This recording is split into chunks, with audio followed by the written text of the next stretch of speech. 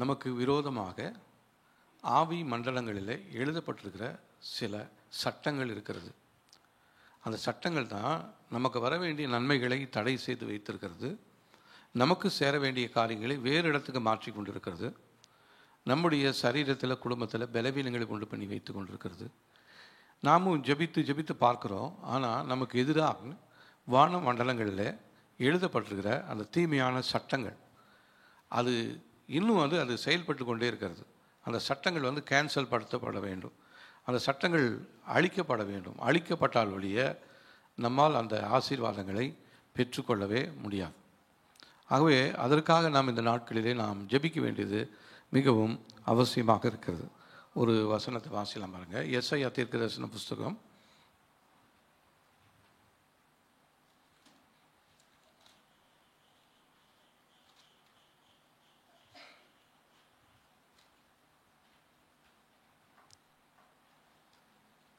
10ஆம் அதிகாரம்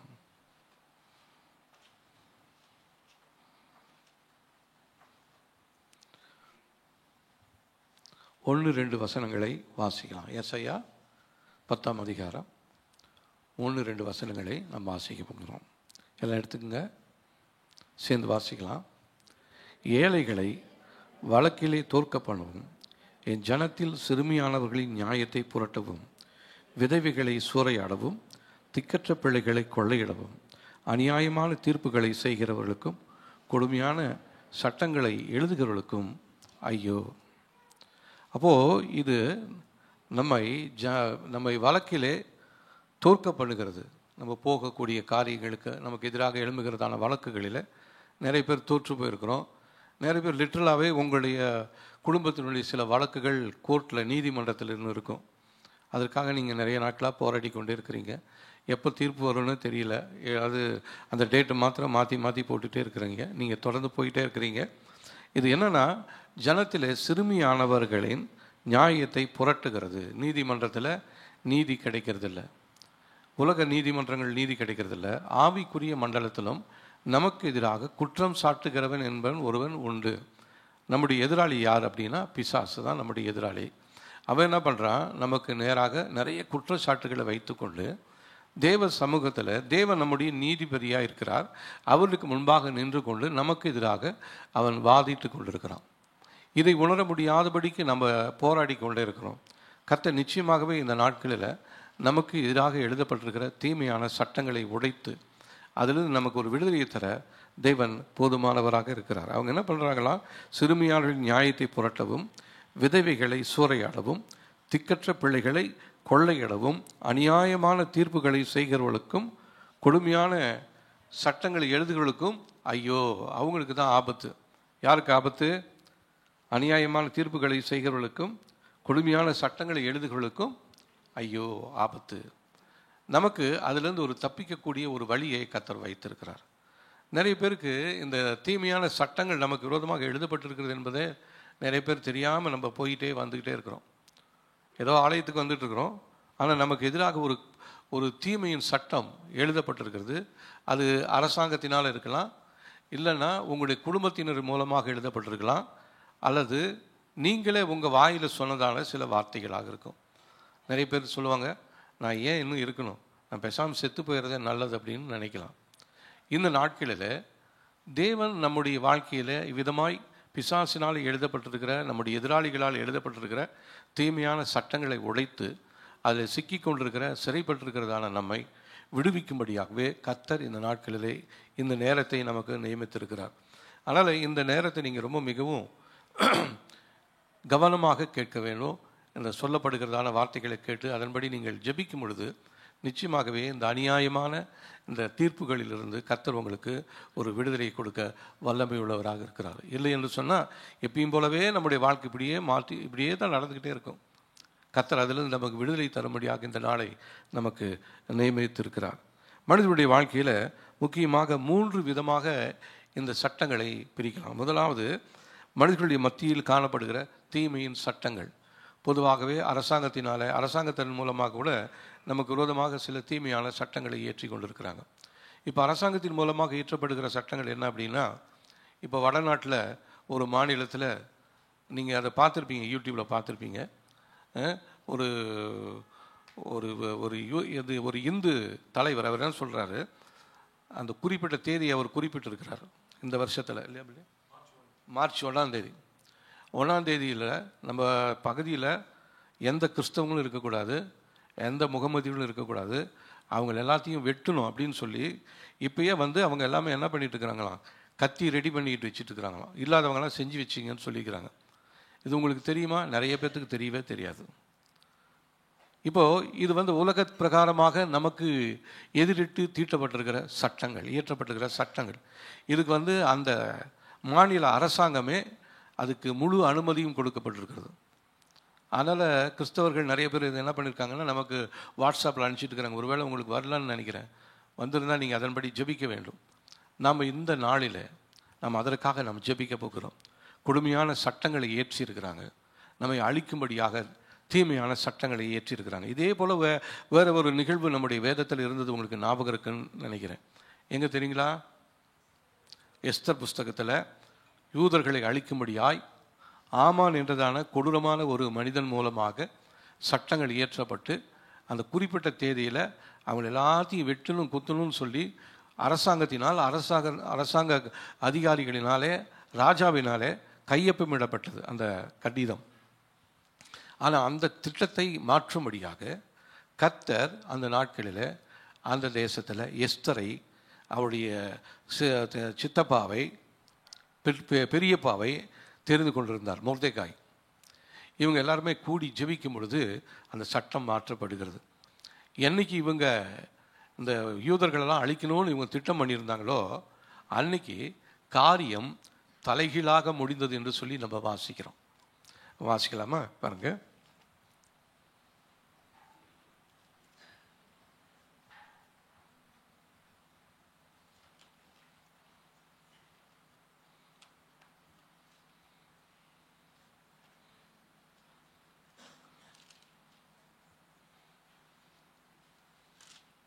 எஸ்தர் 9ஆம் அதிகாரம் 1 வசனம் பாருங்க. ராஜாவின் வார்த்தையின்படியும் அவனுடைய கட்டளையின்படியும் செய்யப்படுகிறதற்கு ஆதார் மாதம் என்கிற 12ஆம் மாதம் 13ஆம் தேதியிலே யூதரின் பகையினர் அவளை மேற்கொள்ளலாம் என்று நம்பினார்களே, அந்நாளில் தானே யூதரானவர்கள் தங்கள் பகையினரை மேற்கொள்ளும்படிக்கு காரியம் மாறுதலாய் முடிந்தது. என்னைக்கு இவங்களை கொலை பண்ணி வெட்டணும்னு அவங்க நினைச்சாங்களோ அன்னைக்கு காரியம் தலைகீழாக மாறிச்சு தான். இப்போ இந்த நாட்களில் அவங்க நம்மளை குத்துறாங்க வெட்டுறாங்கன்றதுக்காக நாம் அவங்கள குத்துறதுக்கு வெட்டுறதுக்குமாக இல்லை, நமக்காக நம்முடைய தேவன் எழுந்து நியாயம் செய்ய வேண்டும். நிறைய அந்த டிஸ்ட்ரிக்டில் இருக்கிறவங்க நிறைய கிறிஸ்தவர்கள் எல்லாரும் அரண்டு பயந்து போய் கொண்டு இருக்கிறாங்க. என்ன நடக்கும், எந்த நேரத்தில் என்ன செய்வாங்கன்னு தெரியல. குறிப்பிட்ட தேதி மார்ச் 1ஆம் தேதி, இந்த மார்ச் வருகிறதான மாதம் 1 தேதியில் இதெல்லாம் செய்யணும்னு சொல்லி சத்தீஸ்கர் என்ற மாநிலத்தில் இதை நியமித்திருக்கிறாங்க. அவங்க சட்டமாக போட்டிருக்கிறாங்க. இப்போ இது உலக பிரகாரமான ஒரு சட்டமாக இருக்கிறது. அடுத்ததாக சாத்தானுடைய ஆவிக்குரிய உலகத்தில் நமக்கு எதிராக தீட்டப்பட்டிருக்கிற சட்டங்கள், போடப்பட்டிருக்கிற சட்டங்கள். இப்போ உலக பிரகாரமான உலகத்தில் அரசாங்கத்தில் நமக்கு எதிராக போடப்பட்டிருக்கிற இந்த சட்டங்கள், அதே போலவே நமக்கு எதிராக ஆவி உலகத்தில் பிசாசினால இந்த குடும்பத்தை அழிக்கணும், இவங்களை இந்த தேதியில் இவங்களை கொள்ளணும் அப்படின்னு சொல்லி அவன் ஒரு ஒரு பிரிண்ட் அவுட் பண்ணி ஒரு காரியத்தை நமக்கு எதிராக அவன் தீர்மானம் பண்ணியிருக்கான். அவன் எதுவுமே தீர்மானம் பண்ணாமல் செய்கிறதில்ல. நாம் தான் திட்டம் இல்லாமல் எந்த ஒரு காரியத்தையும் செய்துக்கிட்டே இருக்கிறோம். ஒரு யுத்தம் பண்ணணும்னா கூட ராஜா என்ன பண்ணுவார், முதலாவது தன்னுடைய சேனாதிபதிகளெல்லாம் கூப்பிட்டு, தன்னுடைய படைத்தலைவர்களெல்லாம் கூப்பிட்டு அவங்ககிட்ட பேசுவார். இந்த எதிரி நாட்டுக்கிட்ட நம்ம போகணும், அவங்க நாட்டில் எவ்வளோ குதிரைப்படை இருக்குது, எவ்வளோ யானைப்படை இருக்குது, நம்மக்கிட்ட எவ்வளோ இருக்குது, நம்ம போனால் அவங்கள அடிக்கலாமா, எத்தனை நாளில் அவங்கள வீழ்த்தலாம், எந்த வழியாக சீக்கிரமாக போகலாம் அப்படின்னு சொல்லி அவன் ஒரு பிளான் பண்ணி தான் போய் அட்டாக் பண்ணுவான். பிளான் இல்லாமல் அவன் போய் எதுவுமே செய்ய போகிறது கிடையாது. அதே போலவே பிசாசும் நமக்கு எதிராக அநேக காரியங்களை திட்டம் பண்ணி வைத்திருக்கிறார். நான் கடந்த நாட்களில் சொன்னது போல் ஒரு குறிப்பிட்ட தேவாலயத்தில் ஒரு காரியத்தை நான் அந்த யூடியூப்பில் பார்த்தேன். அந்த இடத்துல அந்த அம்மாவும் மகளும் வராங்க, ஜெபத்துக்கு வந்திருக்காங்க. வரும்பொழுது அந்த ஊழியக்காரர்கிட்ட அவங்க ஜெபிக்கும் பொழுது திடீரென்று அந்த அம்மாவுக்கு ஒரு பிசாசு பிடிச்சி ஆடுது. அப்போ அது சொல்லுது, நான் தெரியாதனமாக இங்கே வந்துட்டேன், இவளை வந்து நான் கொலைக்காக நியமிக்கப்பட்டிருக்கிறேன், இவளை வந்து ஒரு விபத்தில் இவளை சாவடிக்கணும்னு சொல்லி நான் தீர்மானம் பண்ணியிருக்கிறேன் அப்படின்னு சொல்லி அந்த அந்த அம்மாவுடைய உள்ளே இருக்கிற பிசாசே தன்னுடைய வாயை திறந்து சொல்லுது. அப்போது அவர் ஊழியக்காரர் கேட்குறாரு, எத்தனாம் தேதி, எந்த இடம், எப்படி அந்த ஆக்சிடெண்ட் ஆக போகுது அப்படின்னு ஒன்று. இது ஆஸ்திரேலியாவில் நடந்ததுன்னு நினைக்கிறேன் இல்லையா, சவுத் ஆஃப்ரிக்காவில். சரிங்களா, வேணா அந்த வீடியோ லிங்க் உங்களுக்கு அனுப்பிச்சி விட்றேன், நீங்கள் பாருங்கள், அது ஆங்கிலத்தில் இருக்குது, அது உங்களுக்கு தெரியும்.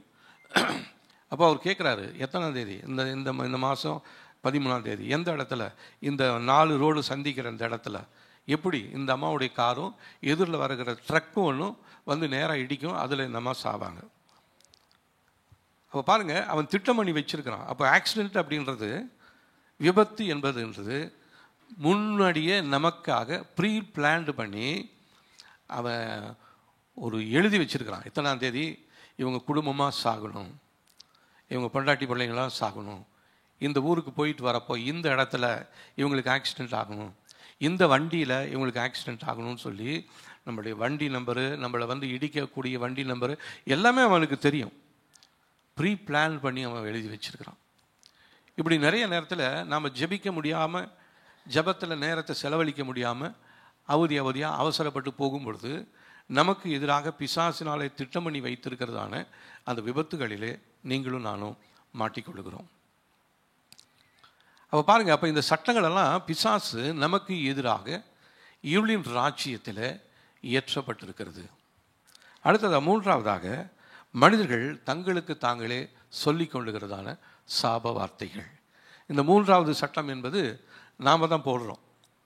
நான் சீக்கிரமாக செத்துட்டா பரவாயில்ல, இந்த மாதம் 10ஆம் தேதிக்குள்ளே நான் செத்து போயிடணும், இல்லைன்னா இந்த மாதத்துக்குள்ளே, இல்லைன்னா இந்த வருஷத்துக்குள்ளார எனக்கு இந்த கடன் தீரலைன்னா இந்த வருஷத்துக்குள்ளே நான் செத்து போயிடுவேன் அப்படின்னு இவங்களே தனக்கு தாங்களே சில வார்த்தைகளை சொல்லிக்கொள்வாங்க, சாபமான வார்த்தைகளை.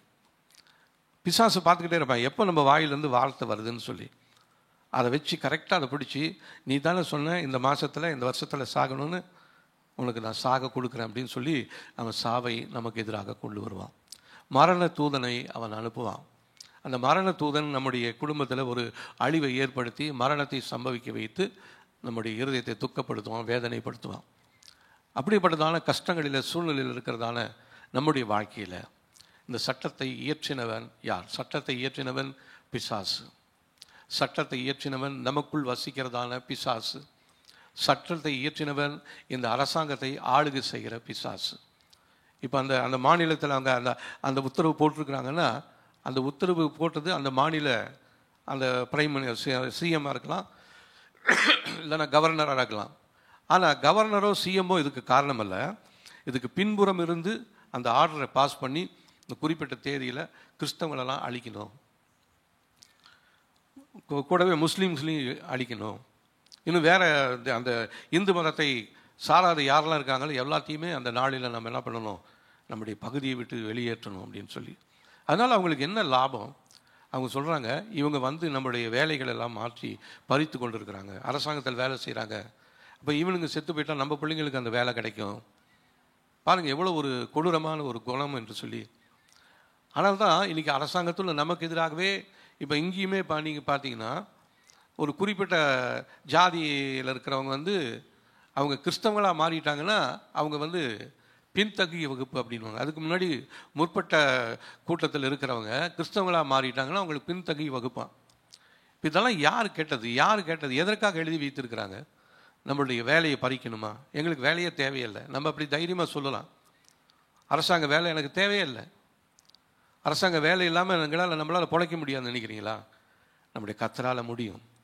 ஹல்லேலூயா. அவர் கல்லுகளெல்லாம் அப்பமாக மாற்றுகிற தேவன் அவர். நீ வேலை கொடுத்து தான் எனக்கு ஆகணும்னு இல்லை. இதை நான் என்ன சொல்கிறேன், தைரியமாக சொல்லணும். நம்ம இப்போ அவங்க ஒரு கணக்கெடுப்பு வச்சுருக்கிறாங்க. இப்போ இன்னும் கொஞ்ச நாளில் வருவாங்க, அந்த சென்சஸ்ன்னு சொல்லி வருவாங்க, வீடுகளுக்கு வருவாங்க. அப்போ அந்த நேரத்தில் நீங்கள் என்ன சொல்ல போகிறீங்கன்னு தெரியல எனக்கு. நீங்கள் எந்த மதம், எந்த ஜாதி, இவங்க இது என்ன அது என்ன எல்லாமே கேட்பாங்க. நாம்ளும் அந்த நாட்களில் உண்மையாக நம்முடைய ஜாதி பேர், நம்முடைய தகப்பன் பேர், இதெல்லாத்தையும் நம்ம சொல்லுவோம். ஆனால் முன்னாடி வந்து நம்முடைய தகப்பன் பிசாசாக இருந்தான். இப்போ நம்முடைய தகப்பன் தேவனாக மாறுகிறார். ஆனால் நம்ம அந்த பழைய காரியங்களை சொல்லணும்னு இல்லை, என்னுடைய சென்சஸையே மாத்திரம் அப்படின்னு தான் சொல்லணும். எத்தனை பேரால் தைரியமாக அப்படி சொல்ல முடியும், என்னுடைய மதத்தை நான் மாற்ற முடியும் அப்படின்னு சொல்லி? இந்த மதத்தை மாற்றுவதற்கு இன்றைக்கி பெரிய ஒரு போராட்டமே இருக்கிறது. யுத்தம் செய்ய வேண்டியதாக இருக்குது. அரசாங்கத்தில் இங்கே போய் எழுது, அதை போய் எழுது, அதை பண்ணு, இதை பண்ணுன்னு சொல்லிட்டு இருக்கிறாங்க. நமக்கு எளிதாக மாற்றணும் அப்படின்னு நம்ம சொன்னோன்னா எளிதாக நம்ம மாற்றிக்கிட்டு போயிடலாமே. இதை அப்படி செய்யுங்க, உங்கள் மதத்தை மாற்றிடுறோம் நம்ம சொன்னோன்னா நிறைய தைரியமாக நிறைய கிறிஸ்தவர்கள் அல்லாத ஆண்டவரை மறைமுகமாய் ரகசியமாய் பின்பற்றுகிற வருகிறவர்கள் கூட தங்களுடைய காரியங்களை அவங்க தைரியமாக சொல்லுவதற்கு அவங்களுக்கு ஒரு தைரியம் கிடைக்கும். இப்போது உங்கள் வாழ்க்கையில் அந்த சென்சஸ் எடுக்கும் பொழுது நீங்கள் என்ன சொல்லுவீங்க? இந்துன்னு சொன்னால் தான் உனக்கு இந்த சலுகைலாம் இருக்குதுங்க, நீங்கள் கிறிஸ்தவங்கள் மாறிட்டீங்கன்னா உங்களுக்கு இந்த சலுகைலாம் கிடையாது, உங்களுக்கு ஸ்கூலில் வேணால் இது பண்ணிக்கலாம், வேலை சம்மந்தமாக நீங்கள் எதையுமே வாங்க முடியாது அப்படின்னு சொல்லும் பொழுது நீங்கள் என்ன பண்ணுவீங்க? வேலை கிடைக்கணும் அப்படின்னு. வேலை கிடைக்குது அவங்களுக்கு? அப்போ வேலையை நம்பியிருக்கிறீங்களா, தேவனை நம்பியிருக்கிறீங்களா? தேவனை தான் நம்ம நம்பணும், அவரை சார்ந்து தான் இருக்கணும். அதனால் என்னுடைய ஜாதி, என்னுடைய மதம் எல்லாவற்றையும் புறக்கணிப்பதற்கு நான் ரெடியாக இருக்க வேண்டும், ஆயத்தமாக இருக்கணும். அப்படி ஆயத்தமாக இருக்கிறவங்களுக்கு உடனே தண்டனை, அவங்க தலையை வெட்டி போடுவாங்க அப்படின்னு ஒரு தண்டனை வருதுன்னு வச்சுங்க, நீங்கள் அப்போ சொல்லுவீங்களா? என்ன சொல்ல போறீங்க நீங்கள் அப்போ? கிறிஸ்துவுக்காக தங்களுடைய ஜீவனையும் பாராமல் ஆட்டுக்குட்டியானுடைய ரத்தத்தினால தங்களை கழுவும்படியாக ஒப்பு கொடுத்தவர்களை சேர்க்கும்படி தான் இயேசு கிறிஸ்து சீக்கிரமாக வரப்போகிறார். இயேசுவின் வருகை நம்ம விசுவாசிக்கிறோம் இல்லைங்களா? அப்போது இவ்விதமான சூழ்நிலைகள் இன்னும் அதிகமாக வரும், தேசத்தில் வரும். ஆனால் அந்த நாட்களில் நீங்களும் நானும் ஆயத்தத்தோடு இருக்கணும். இல்லைன்னா நிச்சயமாக நம்ம கைவிடப்பட்டு போயிடும். எதற்காக ஆலயத்துக்கு வரோம்? தேவன் யார் என்பதை நல்லா தெரிந்து கொள்ளுங்க. அவர் நீங்கள் கேட்குறதெல்லாம் கொடுத்துட்டு இருக்கிறவர்களும் தேவன் நல்லவர்னு சொல்லி நீங்கள் கேட்காததை கொடுக்காத பொழுது தேவனை மறுதலித்து அவரை விட்டு விலகி போகிறதான கூட்டத்தில் நீங்களும் நானும் இருக்கக்கூடாதுங்க.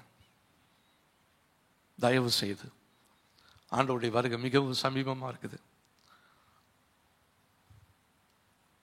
நம்முடைய மரண நாளோ அது கர்த்தருடைய வருகையினாலோ எது முதலாவது வந்தாலும் அதை சந்திப்பதற்கு நான் ஆயத்தமாக இருக்கிறேன்.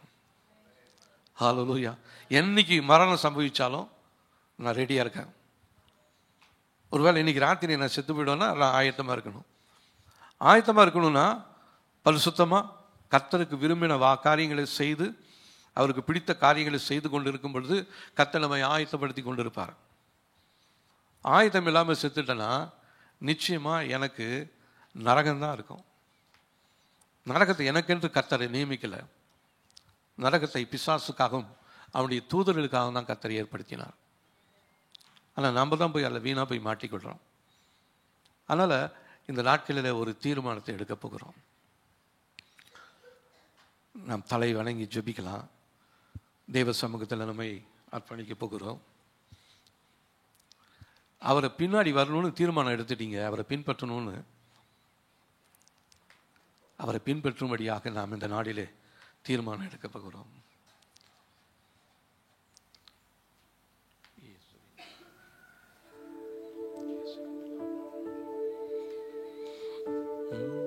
அர்ப்பணிப்போம். கர்த்தரிடத்தில் பேசுவோம். ஆண்டவரே, இந்த நாளில் எங்களை அர்ப்பணிக்கிறோம். நாங்கள் எதுவும் எங்களுக்கு வேலை இல்லை, பொழப்பில்லைன்னு வரல ஆண்டவரே. உங்களை உண்மையாக நேசிக்கிறோம் ஆண்டவரே. உங்களை போலவே மாறணும்னு நாங்கள் நினைக்கிறோம். பாவியாகி எனக்காக நீங்கள் உங்களுடைய ஜீவனையே கொடுத்தீங்களே, உமக்காக நான் என்ன செய்யணும்னு சொல்லி இந்த நாளில் உங்களுடைய சித்தத்தை நீங்கள் எங்களுக்கு வெளிப்படுத்தித்தாங்க. உங்களுடைய சித்தத்தின்படி நடக்க எங்களை ஒப்பு கொடுக்குறோம் ஆண்டவரே.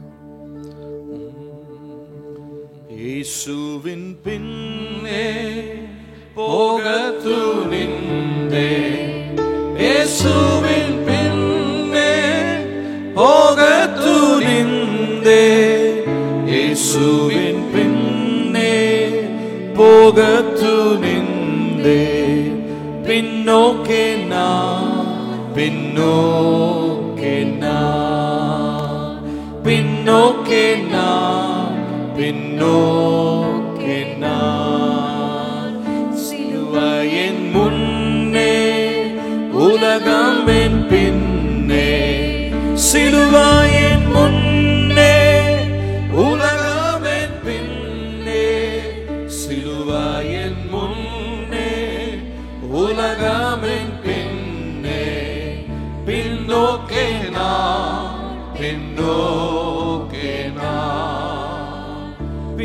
பின்னோக்கே நான், பின்னோக்கே நான்.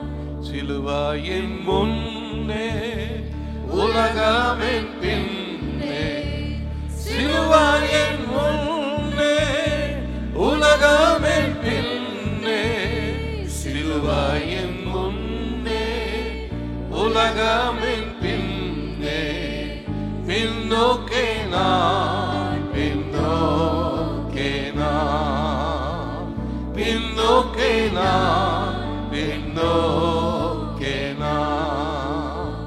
இயேசு என் நேசர், மாம்சமின் தோஷம், இயேசு என் நேசர், மாம்சமின் தோஷம், இயேசு என் நேசர், மாம்சமின் தோஷம், பின்னோக்கே நான், பின்னோக்கே நான், பின்னோக்கே நான், பின்னோக்கே நான். கர்த்தரின் மித்ரு, சத்ருவின் சத்ரு, கர்த்தரின் மித்ரு, சாத்தானின் சத்ரு, கர்த்தரின் மித்ரு, சாத்தானின் சத்ரு, பின்னோக்கே நான், பின்னோக்கே நான், பின்னோக்கே நான், பின்னோக்கே நான். இயேசுவின் பின்னே போக துணிந்தே, இயேசுவின் பின்னே போக துணிந்தே, இயேசுவின் பின்னே போக துணிந்தே, பின்னோக்கே நான், பின்னோக்கே நான், பின்னோக்கே நான், பின்னோக்கே நான். இயேசப்பா, இந்த நாளில் இந்த தீர்மானம் எடுத்து உடைய சமூகத்தில் நாங்கள் எங்களுடைய வாயினாலே நாங்கள் தைரியமாய் அறிக்கை செய்கிறோம். என்ன நேர்ந்தாலும் எங்களுடைய ஜீவனையும் பாராமல் உமக்காக நாங்கள் எங்களையே நாங்கள் அர்ப்பணிக்கிறோம். எங்களுக்காக நீங்கள் உங்கள் ரத்தத்தையே கொடுத்தீங்களே ஆண்டவரே, நாங்கள் செய்கிறதுக்கு எதுவும் இல்லை ஆண்டவரே. இந்த நாளில் எங்களுடைய ஜீவனையும் எங்களுடைய குடும்பத்தையும் உங்களுடைய சமூகத்தில் நாங்கள் அர்ப்பணிக்கிறோம். கர்த்தர் இந்த வேலையை எங்களுக்கு ஆசீர்வதித்து தருவீராக. நாங்கள் கேட்கிறதான செய்திகள் எங்களுக்கு ஆண்டவரே உண்மையான ஒரு மன மாறுதலை கொடுக்கும்படியாக நாங்கள் சொல்லி ஜெபிக்கிறோம். ஆண்டவரே, கர்த்தர் எங்களுடைய வாழ்க்கையில் விடுதலையை தர போதுமானவராக இருக்கிறீர். உங்களுடைய சமூகத்தை நம்பி நாங்கள் இந்த நாளில் எங்களை ஒப்புக் கொடுக்கிறோம். ஆண்டவரே, இயேசுவின் நாமத்தில் ஜெபிக்கிறோம் நல்ல பிதாவே, ஆமென். இந்த சட்டங்கள் இயற்றப்படுவதன் மூலமாய் நமக்கென்று கர்த்தர் நியமித்திருக்கிறதான லக்கை நம்மை விட்டு விளக்கும்படியாக பிசாசு இந்த சட்டங்களை இயற்றுகிறார். குடும்பத்தில், வாழ்க்கையில் பயத்தை, கலக்கத்தை, பிரிவினையை, சந்ததியில் இருக்கிற ஆசீர்வாதத்தை எடுக்கும்படியாகவே இந்த திட்டங்களை பிசாசு நமக்கு எதிராக செய்து கொண்டிருக்கிறோம். இந்த திட்டம் ஏன் இயற்றப்படுகிறது அப்படின்னு சொன்னால், நமக்கென்று கர்த்தர் வைத்திருக்கிறதான அந்த நித்திய ஜீவனை கர்த்தர் நமக்கு வைத்திருக்கிறார். அந்த நித்திய ஜீவனை நீங்களும் நானும் இழந்துவிட வேண்டும் என்பதற்காகவே பிசாசினாலே தீமையான சட்டங்கள் இயற்றப்படுகிறது. அவங்க ஏதோ ஒரு மதத்து பேரை சொல்லி அவங்க செய்யலாம். மதத்தில் அவங்க மத நம்பிக்கை இல்லை, அவங்களுக்கு மதத்து மேலே அவங்களுக்கு உண்மையான பற்று பாசமெல்லாம் இல்லை. அவங்க சொல்லுகிறதான அந்த மதத்திலேயே அவங்க என்ன பண்ணுறாங்க, அன்பை பற்றி சொல்கிறாங்க. இப்போ இந்து மதத்திலேயே அந்த அன்பை குறித்து ஒரு வார்த்தை சொல்கிறாங்க. என்ன சொல்கிறாங்க? அன்பே சிவம், அன்பே கடவுள்னு சொல்கிறாங்க. ஆனால் அந்த அன்பு இல்லாமல் ஏன் இப்படி மிருகத்தனமாக மாறுறாங்க? அப்போது நம்மளை மாற்ற வேண்டும் என்று சொல்லி வன்முறையில் அடித்து துன்புறுத்தி அவங்க செய்ய வேண்டிய காரியங்களை நம்மை கொண்டு செய்யும்படியாக அவங்க திட்டமிட்டிருக்கிறாங்க. அப்போ என்னத்துக்காக இந்த திட்டம் அப்படின்னு சொன்னால், நமக்கென்று ராஜாதி ராஜாவினாலே ஒரு ஆசீர்வாதத்தை கர்த்தர் வைத்திருக்கிறார். நமக்கென்று பரலோகத்தில் ஒரு கிரீடம் ஒன்று இருக்கிறது. நமக்கென்று ஒரு பிரதிபலனை நாம் எதிர்பார்த்து கொண்டு ஓடிக்கொண்டிருக்கிறோம். உலகத்தின் ஆசீர்வாதத்துக்காக அல்ல, பணத்துக்காக அல்ல, பட்டத்திற்காக அல்ல, என் தேவன் வைத்திருக்கிறதான நிலையான நிரந்தரமான அந்த ஆசீர்வாதத்தை நான் பெற்றுக்கொள்ளும்படியாகவே நான் பவுலை போல ஓடணும்னு நான் விரும்புகிறேன். பவுல் சொல்கிறார் இல்லைங்களா, எனக்கென்று நியமிக்கப்பட்டதான அந்த லக்கை நோக்கி நான் பொறுமையாக ஓடுகிறேன் என்று சொல்கிறார். இப்போ நம்முடைய ஓட்டமும் அவ்விதமாக தான். நம்முடைய லக்கு எதுவாக இருக்கிறது? உங்களுடைய நோக்கம் எதுவாக இருக்கிறது? இயேசுவா இல்லது உலகமா? ஐஸ்வர்யமா இல்லது தேவனா? பணமா அல்லது தேவனா? சந்தோஷமா அல்லது கர்த்தரா? இந்த நாளில் நாம் அதை யோசித்து பார்க்கணும். உங்களுக்கு எது வேண்டும்? உங்களுக்கு யார் வேண்டும்? இதை வைத்து தான் எசேக்கியா அவருடைய தன்னுடைய வாலிப நாட்களிலே அவர் ஜெபித்து கொண்டிருந்த பொழுது கர்த்தர் சொல்லி கேட்டாராம், உனக்கு யார் வேண்டும் என்று சொல்லி. அந்த நேரத்தில் அவர் எழுதின பாடல் தான், யார் வேண்டும் நாதா நீர் அல்லவோ, எது வேண்டும் நாதோ உம்முடைய அன்பு அல்லவோ, எனக்கு அதுதான் வேணும் ஆண்டவரே அப்படின்னு சொல்லி அவர் தைரியமாக சொல்லி பாட்டு பாடினார். அந்த பாட்டு அநேகம் ஆயிரங்களுக்கு ஆசீர்வாதமாக இருக்கிறது. இப்போ நம்மளை பார்த்து ஆண்டவர் கேட்குறார், உனக்கு யார் வேண்டும்? அழிந்து போகக்கூடிய உலகத்திற்குரிய ஆசீர்வாதங்கள் வேண்டுமா, இல்லை அழிவில்லாத நான் உனக்கு வேண்டுமா?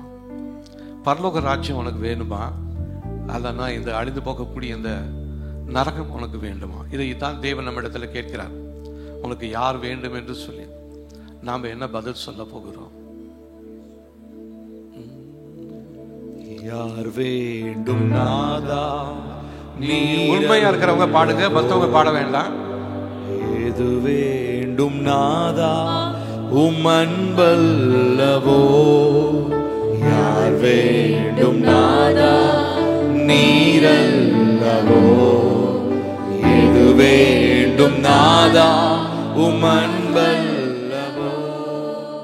பாழாகும் லோகம் வேண்டாமையா, பாழாகும் லோகம் வேண்டாமையா, வீணான வாழ்க்கை வெறுத்தேனையா, வீணான வாழ்க்கை வெறுத்தேனையா. யார் வேண்டும் நாதா நீரல்லவோ, எது வேண்டும் நாதா உம் அன்பல்லவோ, யார் வேண்டும் நாதா நீரல்லவோ, எது வேண்டும் நாதா உம் அன்பல்லவோ. உலகத்தில் செல்வம் நிலையாகுமோ, பேர் புகழ் கல்வி அழியாததோ, உலகத்தில் செல்வம் நிலையாகுமோ, பேர் புகழ் கல்வி அழியாததோ. விண்யேறி கேட்டி இக்கேள்வியை, விண்யேறி கேட்டி இக்கேள்வியை, அதில் என்ன சொல்வேன் நீரே போதும், அதில் என்ன சொல்வேன் நீரே போதும். யார் வேண்டும் நாதா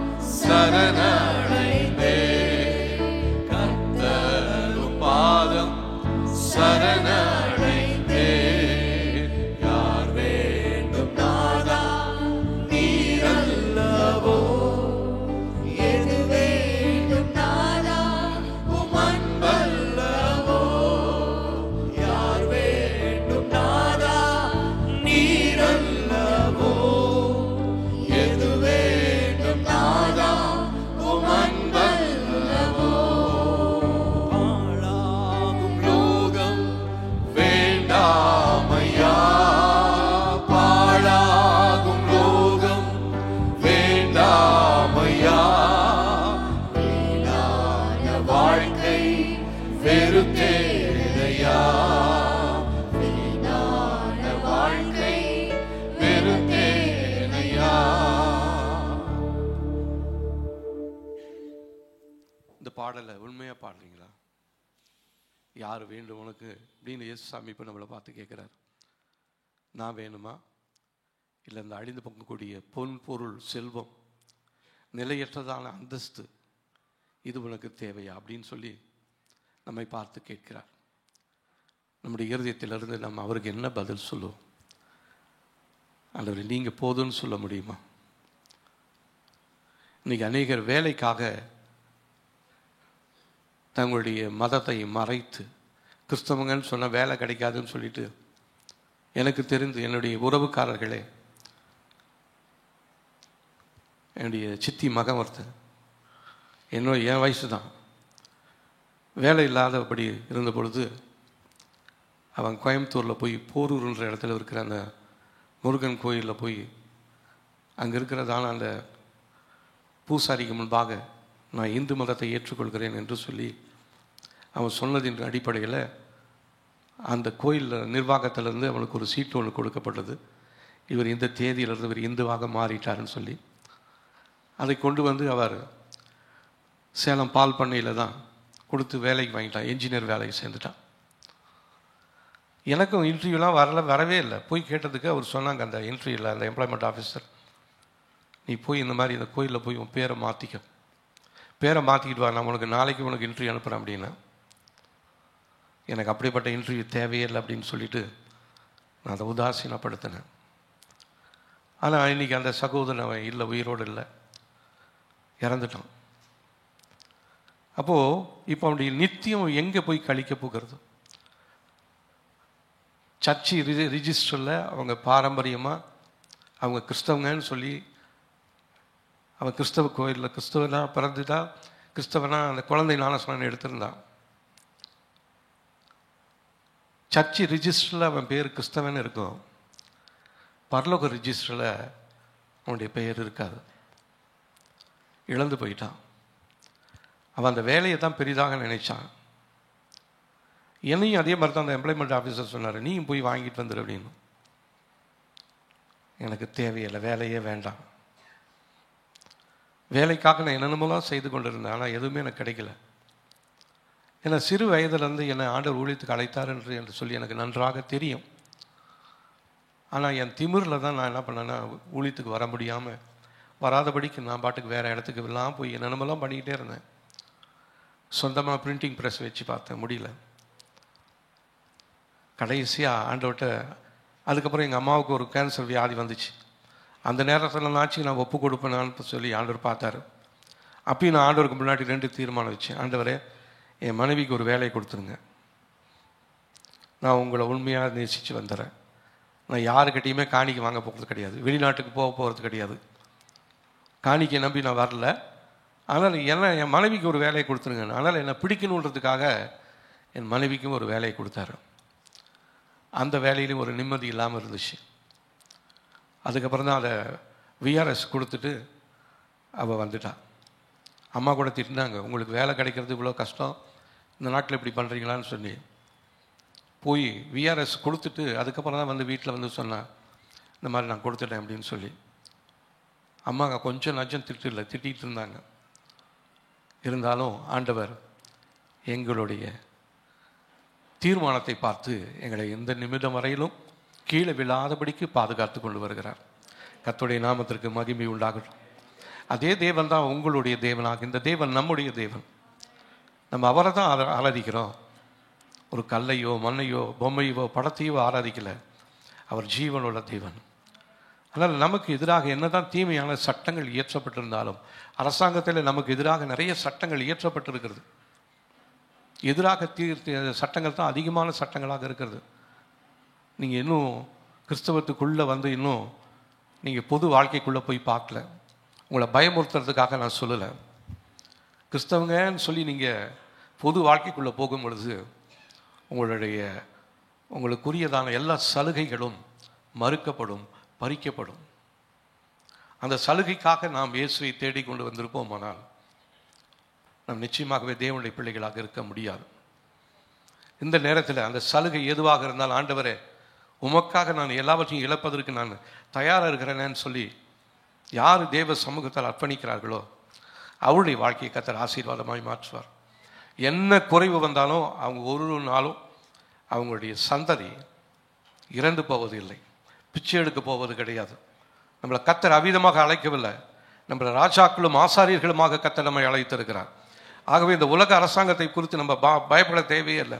என்ன சட்டங்கள் இயற்றினாலும், தூக்கு போடுவேன் அப்படின்னு சொன்னாலும் சரி, தலையை வெட்டுவேன்னு சொன்னாலும் சரி, ரெடியாக இருப்பதற்கு நான் ஆயத்தமாக இருக்கிறேனான்னு சொல்லி தேவ சமூகத்தில் நாம் அறிக்கை செய்து தேவ கரத்தில் நம்மை அர்ப்பணிக்கும் போது கர்த்தர் நம்மை மேலாக மாற்றப் போகிறார். ஆமாம், கீழாக இருந்ததான நம்முடைய வாழ்க்கையை கர்த்தர் மேலாக மாற்றியிருக்கிறார். சும்மா வாளாக இருந்தேன் தலையாக மாற்றினீங்க, கீழாக இருந்தேன் மேலாக, இதெல்லாம் கிடையாது. ரியலாக நம்முடைய வாழ்க்கையில் சொல்லணும். ஒரு காலத்தில் குப்பையில் இருந்த ஆண்டவரே என்னை இன்னைக்கு எடுத்து உயரத்தில் கோபுரத்தில் வைத்திருக்கிறீர்கள் என்று சொல்லி நம்மளால் சாட்சி சொல்ல முடியும். நிச்சயமாக கர்த்தர் நம்மை ஒரு நாளும் வெட்கப்பட விடவே மாட்டார். என் ஜனங்கள் ஒரு நாள் வெட்கப்பட்டு போவது இல்லை என்று சொல்லி அவர் வாக்கு பண்ணியிருக்கிறார். ஆகவே இந்த உலகத்தினுடைய சட்டத்திட்டங்களுக்கு நீங்களும் நானும் பயப்பட வேண்டிய அவசியம் இல்லை. இவ்விதமாக இந்த வேதத்தில் 3 பேரை நாம் இந்த நாளில் பார்க்க போகிறோம். அவங்களுக்கு எதிராக கொடுமையான சட்டங்கள் இயற்றப்பட்டிருந்தது.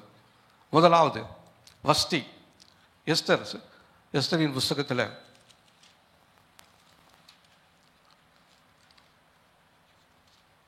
1ஆம் அதிகாரம்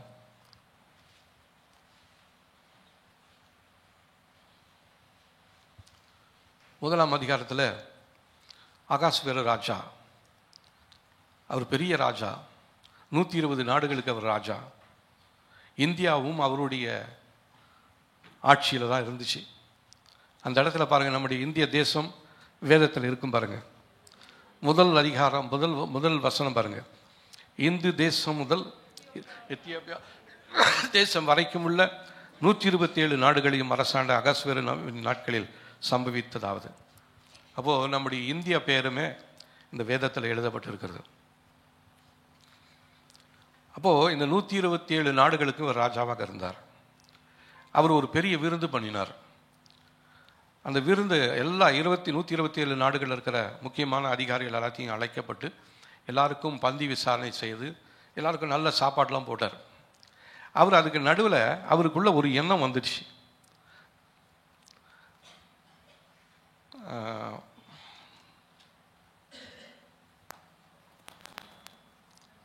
பத்தாம் வசனம் பாருங்க.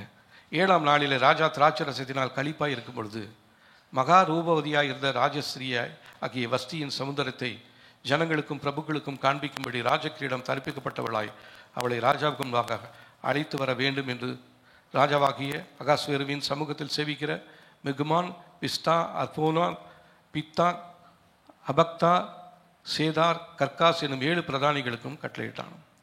இப்போ இந்த ராஜாவுக்கு ஒரு ஆசை, என்னுடைய மனைவி நல்ல சௌந்தரியவதி, அவளுடைய அழகை நான் இந்த 127 நாடுகளில் வருகிற எல்லாருக்கும் பார்க்கணும் என் மனைவி யாருன்னு சொல்லி அப்படின்னு சொல்லிட்டு அந்த ராஜஸ்திரிக்கு ஒரு லெட்டர் ஒன்று கொடுக்குறாரு, நீ சீக்கிரமாக வா அப்படின்னு சொல்லி.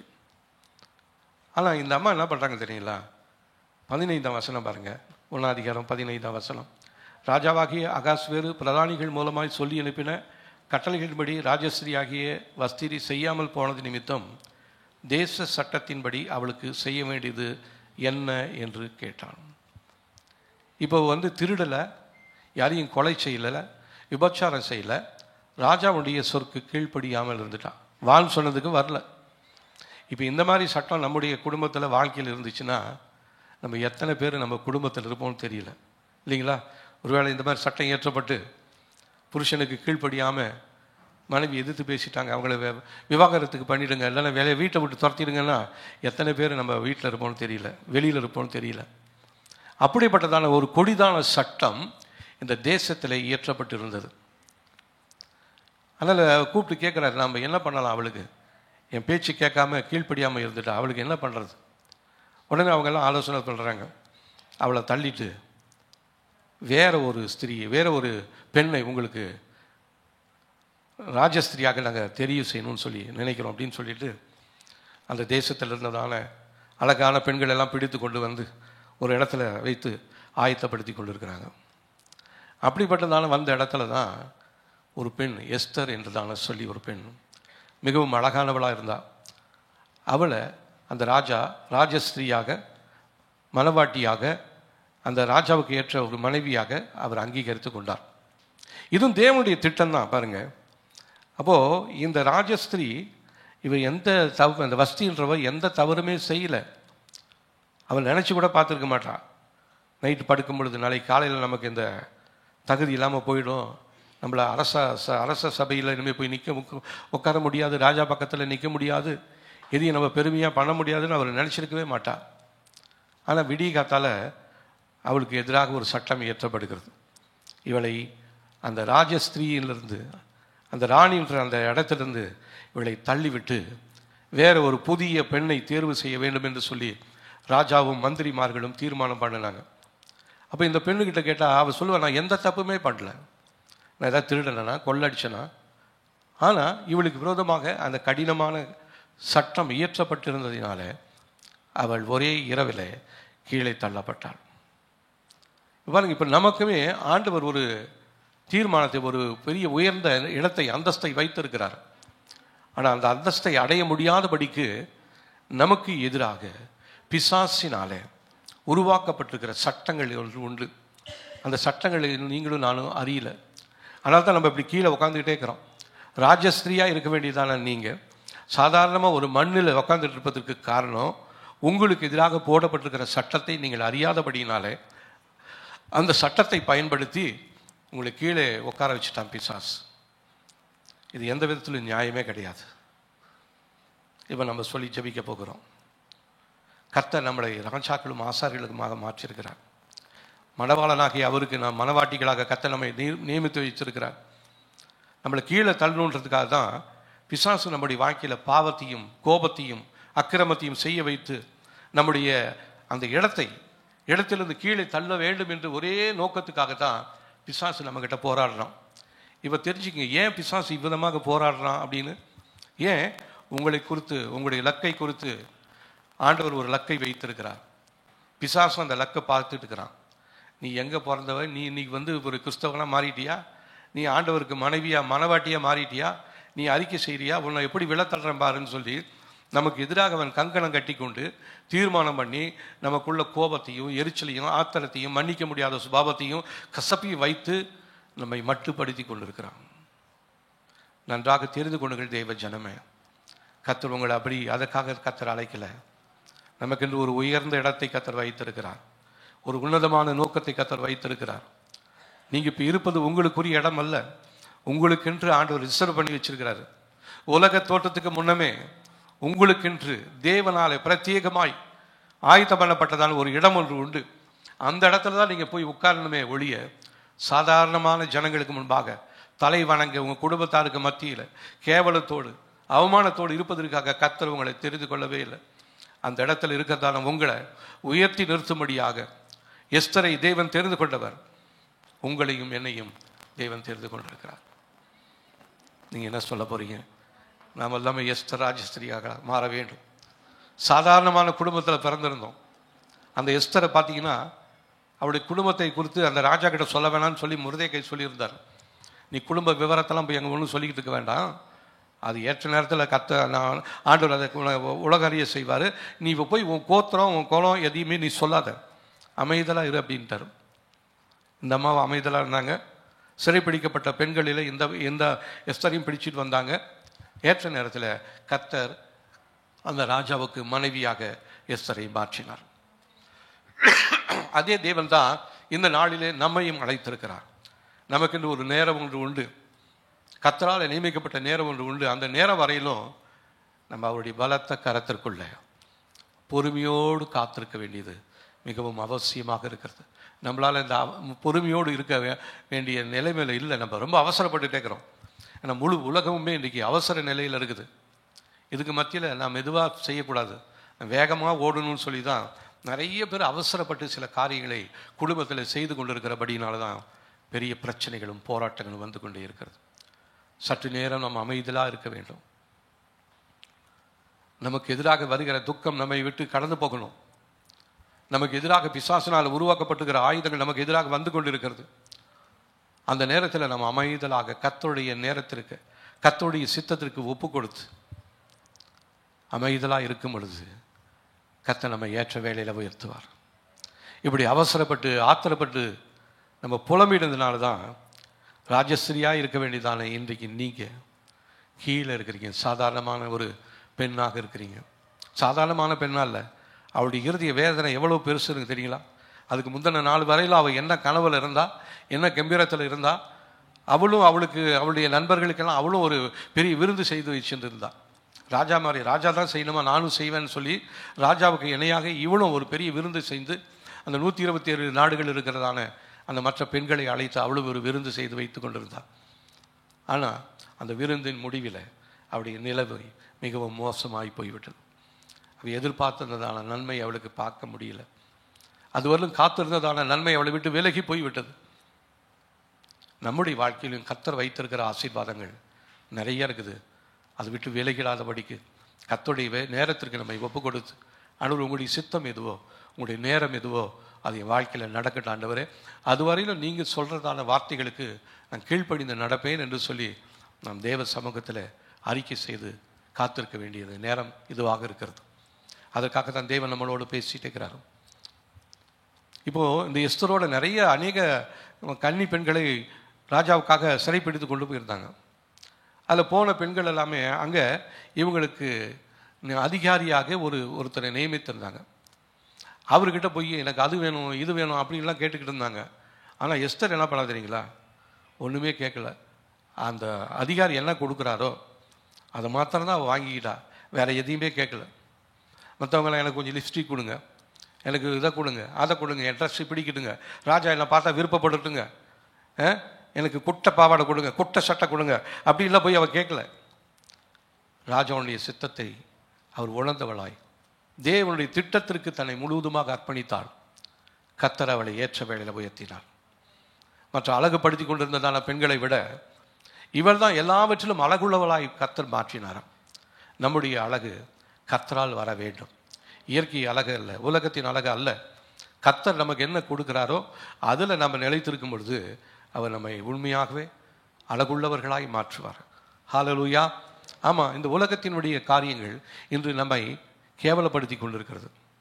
உன்னத பாட்டில் பார்க்குறோம், நான் கருப்பாக இருந்தாலும் அழகாக இருக்கிறேன் அப்படின்னு சொல்கிறாங்க மணவாட்டி. ஏன்னா அவருடைய தோழிகள், அவருடைய கூட்டத்தார் என்ன பண்ணாங்கன்னா, அவளை அந்த தோட்டத்துக்கு பகலில் காவல் காப்பதற்காக அவளை போட்டுட்டாங்களாம். அதனால் வெயில் என் மேல் பட்டது, ஆனால் நான் கருப்பாயிட்டேன் அப்படின்றாவ. பாருங்கள், உன்னத பாட்டு 1:6 நான் கருப்பாக இருக்கிறேன் என்று பாராதையுங்கள், வெயில் என் மேல் பட்டது, என் தாயின் பிள்ளைகளின் மேல் கோபமாயிருந்து என்னை திராட்சை தோட்டங்களுக்கு காவற்காரியாக வைத்தார்கள், என் சொந்த திராட்சை தோட்டத்தையோ நான் காக்கவில்லை. அவளுக்கு இன்னும் ஒரு திராட்சை தோட்டம் இருந்துச்சானா அவள் அதை விட்டுட்டு இவன் என்ன பண்ணுறா, மற்றவங்களுக்காக கூலிக்கு வேலை செய்ய போகிறான். இப்போ கர்த்தர் நமக்கு கொடுத்துருக்கிறதான திராட்சை தோட்டம் சபை, நம்முடைய குடும்பம். இதை விட்டுட்டு நம்ம மற்றவங்களுக்கு போய் சேவகம் பண்ணுவதற்காக கர்த்தர் நம்மை தெரிந்து கொள்ளவே இல்லை. நிறைய பேர் சபைக்கு வரத்துக்கு லீவ் போட்டுருவாங்க. என் குடும்பத்தில் அது இருக்குதுங்க இது இருக்குதுங்கன்னு சொல்லுவாங்க. உங்களுக்கென்று நியமிக்கப்பட்டதான அந்த கூட்டத்தில் அந்த இடத்துல நீங்கள் வந்து இருக்காமல் அந்த நேரத்தை நீங்கள் வீணான காரியங்களுக்காக செலவு செய்து கொண்டு இருக்கிறீங்க. உங்கள் மேலே வெயில் படும், நீங்கள் அழகாக இல்லாமல் போயிடுவீங்க. ஆனாலும் அந்த மணவாட்டி சொல்கிறா, நான் கருப்பாக இருந்தாலும் அழகாக இருக்கிறேன். தேவன் நம்மை அழகுள்ளவர்களாக சிருஷ்டித்துக்கிறார். ஒருவேளை உலகம் நம்மை புறக்கணிக்கலாம், அழகில்லாதவர்கள் என்று சொல்லி நம்மை கேலி கிண்டல் செய்யலாம். தேவனுடைய பார்வையில் நீங்களும் நானும் அழகுள்ளவர்களாக இருக்கிறோம். கர்த்தர் நம்மை மனவாட்டியாய் ராஜஸ்திரியாய் கர்த்தர் மாற்றி கொண்டிருக்கிறார். அவருடைய கரத்தில் நாம் அடங்கியிருக்க வேண்டிய கிருபையை கர்த்தர் இந்த நாளிலே நமக்கு தரும்படியாய் நாம் தேவ சமூகத்தில் ஜெபிக்க போகிறோம். அடுத்ததா இப்போ இந்த வஸ்திக்கு பதிலாக அடுத்த ஒரு ராஜஸ்திரியை நியமிக்கிறாங்க. அவங்க பேர் தான் எஸ்தர். எஸ்தருக்கு எதிராகவும் ஒரு சட்டம் இயற்றப்பட்டிருந்தது. இந்த சட்டத்தின்படி எஸ்தர் ராஜாவை பார்ப்பதற்கு தடை செய்யப்பட்டிருந்தது. அவன் மனைவியாக இருந்தாலும் ராஜாவை கண்ட நேரத்தையும் போய் பார்க்க முடியாது. ராஜா பார்த்து அவளை கூப்பிட்டாதான் அவள் போகணும். அவள் இஷ்டத்துக்கெல்லாம் போகக்கூடாது. போன என்ன ஆகுமா, எஸ்தர் 4 அதிகாரம்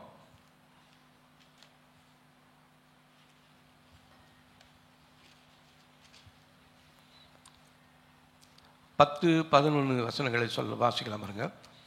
அப்பொழுது எஸ்தர் ஆத்தாகியின் இடத்தில் மொர்தெகாய்க்கு சொல்லி அனுப்பினதாவது, யாராவது அழைப்பிக்கப்படாமல் உள்முற்றத்திலே ராஜாவின் இடத்தில் பிரவேசித்தால், புருஷரானாலும் ஸ்திரீயானாலும் சரி, அவர்கள் பிழைக்கும்படிக்கு அவர்களுக்கு ராஜா செங்கோலை நீட்டினால் ஒழிய மற்றபடி சாக வேண்டும் என்கிற ஒரு தவறாத சட்டம் உண்டு. இது ராஜாவின் சகல ஊழியக்காரருக்கும் ராஜாவுடைய நாடுகளில் உள்ள சகல ஜனங்களுக்கும் தெரியும். நான் இந்த 30 நாள் அளவும் ராஜாவின் இடத்தில் வரவழைக்கப்படவில்லை என்று சொன்னார். இப்போ ராஜா கிட்ட போய் ஒரு அவசரமான ஒரு காரியத்தை குறித்து சொல்லணும்னு சொல்லி மொர்தெகாய் சொல்றாரு.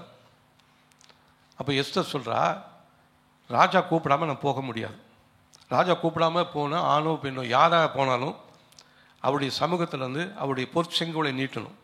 அந்த பொற்செங்கோலை தொட்டால் உள்ளே போகலாம், இல்லைன்னா தலை வெட்டப்படும். இப்படிப்பட்டதான ஒரு கொடுமையான சட்டம் ஒன்று இருக்கிறது தேசத்தில். தெரியுமா மொர்தெகாய்க்கு தெரியும். ஆனால் அவங்க அதுக்கு வேற ஒரு ஒரு ஒரு தந்திரம் செஞ்சாங்க. என்ன செஞ்சாங்க, தானும் தன்னுடைய சிநேகிதிகளும் அந்த யூதர்களும் 3 நாள் உபவாசம் பண்ணி ஜெபம் பண்ணாங்க. அந்த ஜெபத்தின் முடிவில் கர்த்தர் அந்த ஸ்திரீயினுடைய அந்த எஸ்தருடைய விண்ணப்பத்தை கேட்டார். கர்த்தர் மாற்றினார்.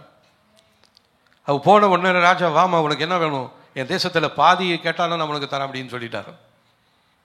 இவ போனவன அவசரப்பட்டு அது இதுன்னு சொல்லலை. அந்த இடத்துலையும் அவள் வந்து ஒரு ஒரு ராஜதந்திரத்தோடு சொல்கிறான், ராஜா நான் வைக்கிற விருந்துக்கு நீங்கள் ஒரு 3 நாளைக்கு வரணும். பாருங்க எவ்வளோ தந்திரமாக அந்த எஸ்தர் போய் செயல்படுறான்னு. இந்த தந்திரம் நமக்கு தேவைப்படுகிறது. தேவ சமூகத்திலிருந்து நம்ம பெற்றுக்கொள்ள போகிறோம். அதற்குரிய காரியங்களை கர்த்தர் நமக்கு சொல்ல போகிறார். வஸ்திக்கு பதிலாக எஸ்தரை கர்த்தர் மாற்றினார். இவ்விதமாக தேவ பிள்ளைகளுக்கு எதிராக தீமையான சட்டங்கள் எழுதப்பட்டு அவருடைய முன்னேற்றத்தை தடை செய்யப்பட்டு உள்ளது.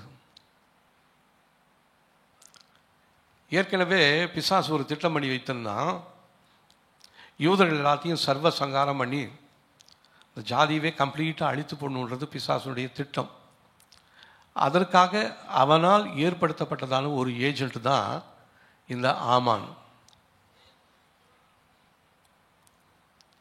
பாருங்க எப்படி கொண்டு வந்து அவன் மெதுவாக காயின் அவகத்தரான்னு சொல்லி, அப்போ நம்மளை அழிக்கணுன்றது தான் பிசாசுடைய திட்டம்.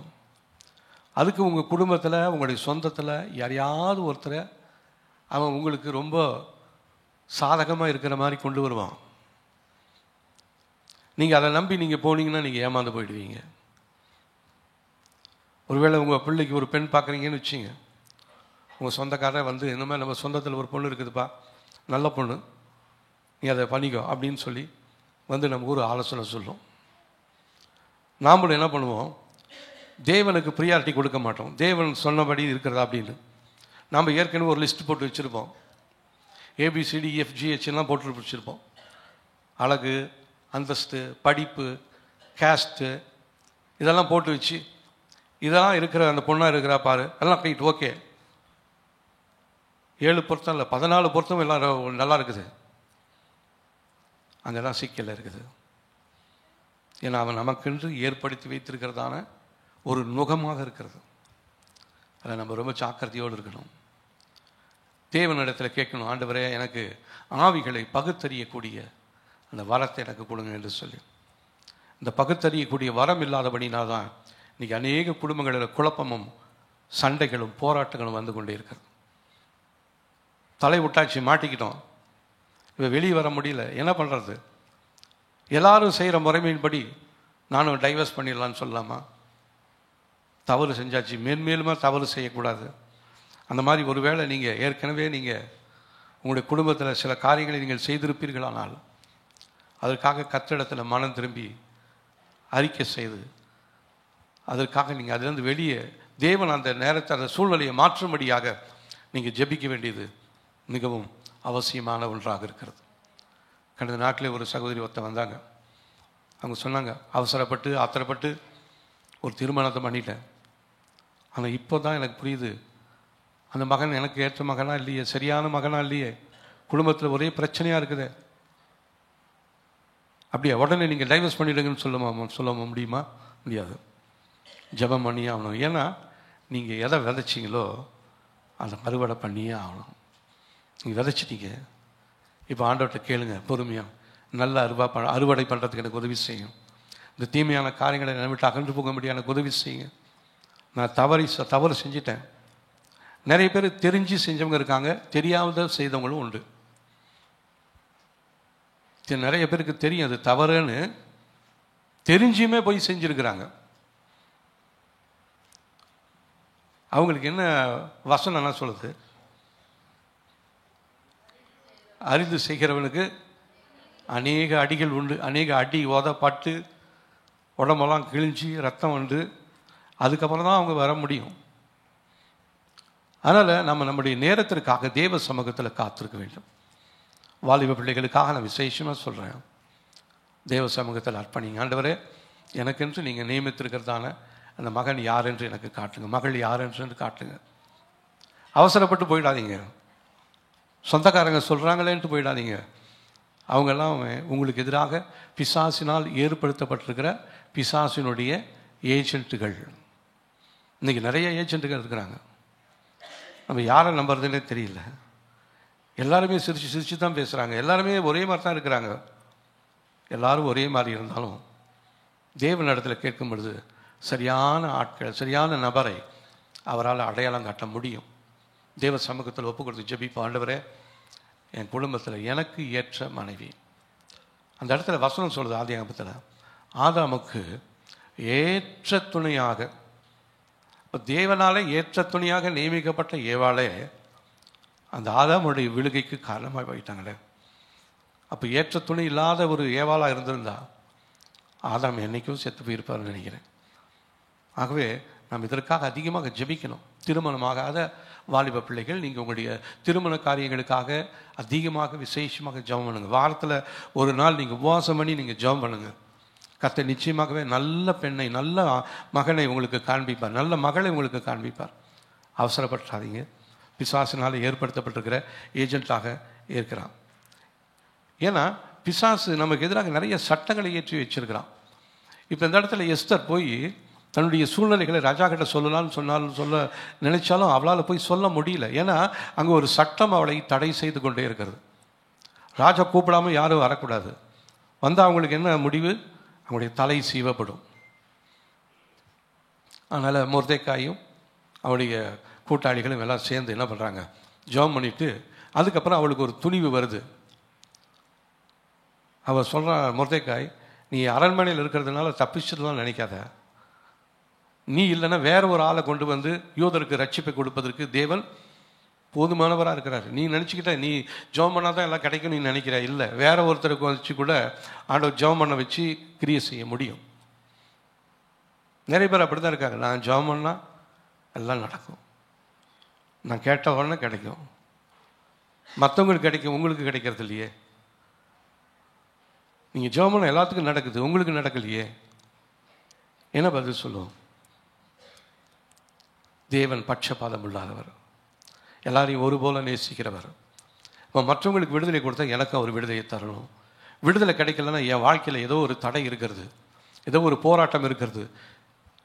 அது எது என்று சொல்லி காண்பீங்க ஆண்டவரை. அது எதுனாலும் விட்டு விலகுவதற்கு, என்னை விட்டு எடுத்து போடுவதற்கு நான் ரெடியாக இருக்கிறேன்னு சொல்லி யார் தேவ சமூகத்தில் தங்களை அர்ப்பணிக்கிறார்களோ அவருடைய வாழ்க்கையில் கர்த்தர் ஆசீர்வாதத்தை கொடுக்க போதுமானவராக இருக்கிறார். பாருங்க, இங்கே எஸ்தருக்கு எதிராக ஒரு சட்டம் இயற்றப்பட்டிருந்தது, வஸ்திக்கு எதிராக ஒரு சட்டம் இயற்றப்பட்டிருந்தது. ஆனால் வஸ்தி அந்த சட்டத்தில் அவள் மாட்டிக்கொண்டாள். எஸ்தர் அந்த சட்டத்திலிருந்து தப்பித்து கொண்டாள். சொல்றது புரியுதுங்களா? வஸ்திக்கு எதிராக ஒரு சட்டம் இயற்றப்பட்டிருந்தது, எஸ்தருக்கு எதிராக ஒரு சட்டம் இயற்றப்பட்டிருந்தது. அப்போது இதில் தப்பிப்பதற்கு வஸ்திக்கு நேரம் கிடைக்கல, வழி தெரியல. எஸ்தருக்கு வழி கிடைத்தது. காரணம், அவளுடைய சிறிய தகப்பன் மொர்தெகாயும் அவளோடு ஜெபம் பண்ணுகிறதான ஒரு கூட்ட ஜனமும் அவளுக்காக உபவாசம் பண்ணி ஜெபம் பண்ணாங்க. இப்போ நம்முடைய பிரச்சனை எதுவாக இருந்தாலும் அதற்கு முடிவை கர்த்தர் வைத்திருக்கிறார். அந்த முடிவு நம்முடைய ஜெபமே தான், வேற எதுவுமே இல்லை. ஜெபம் தான் நம்முடைய வாழ்க்கையில் ஒரு பெரிய ஒரு திறவுகோலாக இருக்கிறது. ஜெபத்தை வைத்து நம்ம ஜெபத்தில் எதை கேட்டாலும் அதை செய்வேன் என்று சொல்லுகிறார். அதற்காக நம்ம இஷ்டத்துக்கு எதையும் கேட்க போகிறதில்ல. ஜெபத்தில் அவருடைய சித்தத்தின்படி கேட்கும் பொழுது கர்த்தர் அதை நமக்கு தர போதுமானவராக இருக்கிறார். ஜெபம் பண்ணிக்கிட்டே இருக்கிறோம், எத்தனையோ வருஷமாக ஜெபம் பண்ணுறோமே, இன்னும் எத்தனை வருஷம் ஆனாலும் சரி, ஆண்டவரே உங்களுடைய பதிலுக்காக நான் காத்திருக்கிறேன் அப்படின்னு யார் பொறுமையோடு இருக்கிறாங்களோ அவங்களுடைய வாழ்க்கையை கர்த்தர் ஆசீர்வாதமாக மாற்றுவார். அவசரப்பட்டுட்டோம்னா நம்முடைய வாழ்க்கையில் வருகிறதான எல்லா தீமைகளுக்கும் நீங்களும் நானுமே காரணமாக மாறிடுவோம். ஆனால் வஸ்திக்கு யாரும் இல்லை, ஆனால் உங்களுக்கு உதவி செய்வதற்கு தேவன் உண்டு. உங்களுக்காக உங்களுடைய ஜெபிக்கிற சபை மக்கள் உண்டு, ஜெபிக்கக்கூடியதான விசுவாசிகள் உண்டு. நீங்கள் ஜெபிக்கிறீங்களா மற்ற விசுவாசிகளுக்காக? அப்போது இந்த கூட்டங்கள் இருந்தால் போதும், நமக்கு வழி வாசல்களை திறப்பதற்கு தேவன் போதுமானவராக இருக்கிறார். யார் இல்லை நீங்கள் நினச்சிடாதீங்க. நிறைய பேர் அப்படித்தான், நான் அனாதை, எனக்குன்னு யாரும் இல்லை, நான் போய் யார்கிட்ட போய் சொல்கிறது அப்படின்னு நினைக்கலாம். உங்களுடைய கண்ணீரை பார்க்கிறதான தேவன் உங்களுக்காக கண்ணீர் விட்டு அழுகிறதான ஒரு கூட்டம் இந்த நாட்களில் உண்டு. அது சிறிய கூட்டமாக இருக்கலாம், ஆனால் அந்த சிறிய கூட்டத்தை கொண்டு கர்த்தர் பெரிய காரியத்தை செய்வார். ஹல்லேலூயா. அதனால் நீங்கள் நினைக்கலாம், இந்த சபையில் என்ன ஜெபம் பண்ணி என்ன நடக்குதுன்னு. நிறைய காரியத்தை கர்த்தர் செய்து கொண்டு இருக்கிறார். இங்கே இருக்கிறவங்களால சாட்சி சொல்ல முடியல, ஆனால் வெளியில் இருக்கிறவங்க சாட்சி சொல்லிகிட்டே இருக்கிறாங்க நிறைய பேர். கடந்த நாட்டில் கூட ஒரு அருமையான சகோதரி வெளிநாட்டிலேருந்து வந்தவங்க சொன்னாங்க, அவங்க சாட்சி சொன்னாங்க, இந்த யூடியூப்பில் இருந்து எனக்கு நிறைய காரியங்களை ஆண்டவர் விடுதலை கொடுத்தார் அப்படின்னு சொல்லி. அப்போ அதை கேட்கும் பொழுது நம்முடைய குடும்பத்தில் நம்முடைய சபையில் இருக்கிறவங்க தான் இதை சரியாக உபயோகப்படுத்த தெரியல. ஆனால் வெளியில் இருக்கிறவங்க நிறைய பேர் இந்த செய்தியை கேட்டு அவங்க ஆசீர்வாதமாக இருக்கிறாங்க. ஆனால் நான் தேவனுக்கு நன்றி சொல்கிறேன், சபையில் இருக்கிறவங்களையும் அந்த கூட்டத்தில் ஆசீர்வாதமான கூட்டத்துக்குள்ளே மாற்றணும்னு சொல்லி நான் ஜெபிக்கிறேன். அதுதான் எங்களுடைய ஜெபமாக இருக்கிறது. நீங்களும் அதற்காக ஜெபித்து கொள்ளுங்க. அந்த எல்லா கோரிக்கைகளுக்கும் நீங்கள் வரணும். அந்த ஜெபம், வெள்ளிக்கிழமை ஜெபம் செய்கிறோம், அந்த ஜெபம் உங்களுக்காக தான் செய்கிறோம். அந்த ஜெபத்தில் ஏதோ கொஞ்சம் பேர் வராங்க, திடீர்னு வந்துடுறாங்க, திடீர்னு விளைக்கிறாங்க. அதுக்கப்புறம் அதை நீங்கள் பார்க்குறீங்களான்னு எனக்கு தெரியல. ஆனால் உங்களுக்காக ஜெபம் பண்ணுறோம். அந்த நேரத்தில் நீங்கள் உங்களுக்காக ஜெபம் பண்ணலன்னா உங்களுக்காக யார் ஜெபம் பண்ணுவா? நீங்கள் உங்களுக்காக ஜெபம் பண்ணுற முடியோ இல்லையோ, மற்றவங்களுக்காக ஜெபம் பண்ணுங்க. கர்த்தர் யோபின் சிறையிருப்பை மாற்றினது போல கர்த்தர் உங்களுடைய சிறையிருப்பையும் மாற்ற போதுமானவராக இருக்கிறார். இந்த ஆசீர்வாதங்களெல்லாம் நமக்கென்று பிரத்யேகமாக தேவன் வைத்திருக்கிறார். ஆகவே வஸ்திக்கு மொர்தெகாய் இல்லை, எஸ்தருக்கு மொர்தெகாய் இருந்தார். அதே போல் உங்களுக்காக ஜெபிப்பதற்கு யார் இல்லைன்னு நினைக்காதீங்க. நீங்கள் ஜெபம் பண்ணுறீங்க, உங்களுக்குள்ளே இருக்கிறதான பரிசுத்தாவியானவரும் நீங்கள் எப்படி வேண்டிக் கொள்ளணும்னு நினைக்கிறீங்களோ தெரியாத நேரத்தில் உங்களுக்காக வேண்டுதல் செய்வதற்காக பரிசுத்தாவியானவரை கர்த்தர் உங்களுக்கு கொடுத்துருக்கிறார். அடுத்தது சபையை கொடுத்திருக்கிறார், ஜெபக்குழுவை கொடுத்திருக்கிறார். நம்முடைய சபையில் அதற்காக ஜெபித்து கொண்டு இருக்கிறோம். அதனால் நீங்கள் யாரையும் நம்பாதீங்க, பிசாசுடைய ஏஜென்ட்டை நம்பி ஏமாந்துடாதீங்க. தேவ திட்டத்துக்கு, தேவனுடைய சித்தத்துக்கு ஒப்பு கொடுங்க. கர்த்தர் நம்மை இந்த தீமையின் சட்டத்திலிருந்து நம்மை விடுவிக்க போதுமானவராக இருக்கிறார். அடுத்ததாக வேற ஒருத்தரை பார்க்க போகிறோம். இவர் பேர் தானியேல். இவர் வேற ஒரு உதாரணம் வேதத்தில் நம்ம பார்க்கிறோம். தானியேல் புஸ்தகத்தில்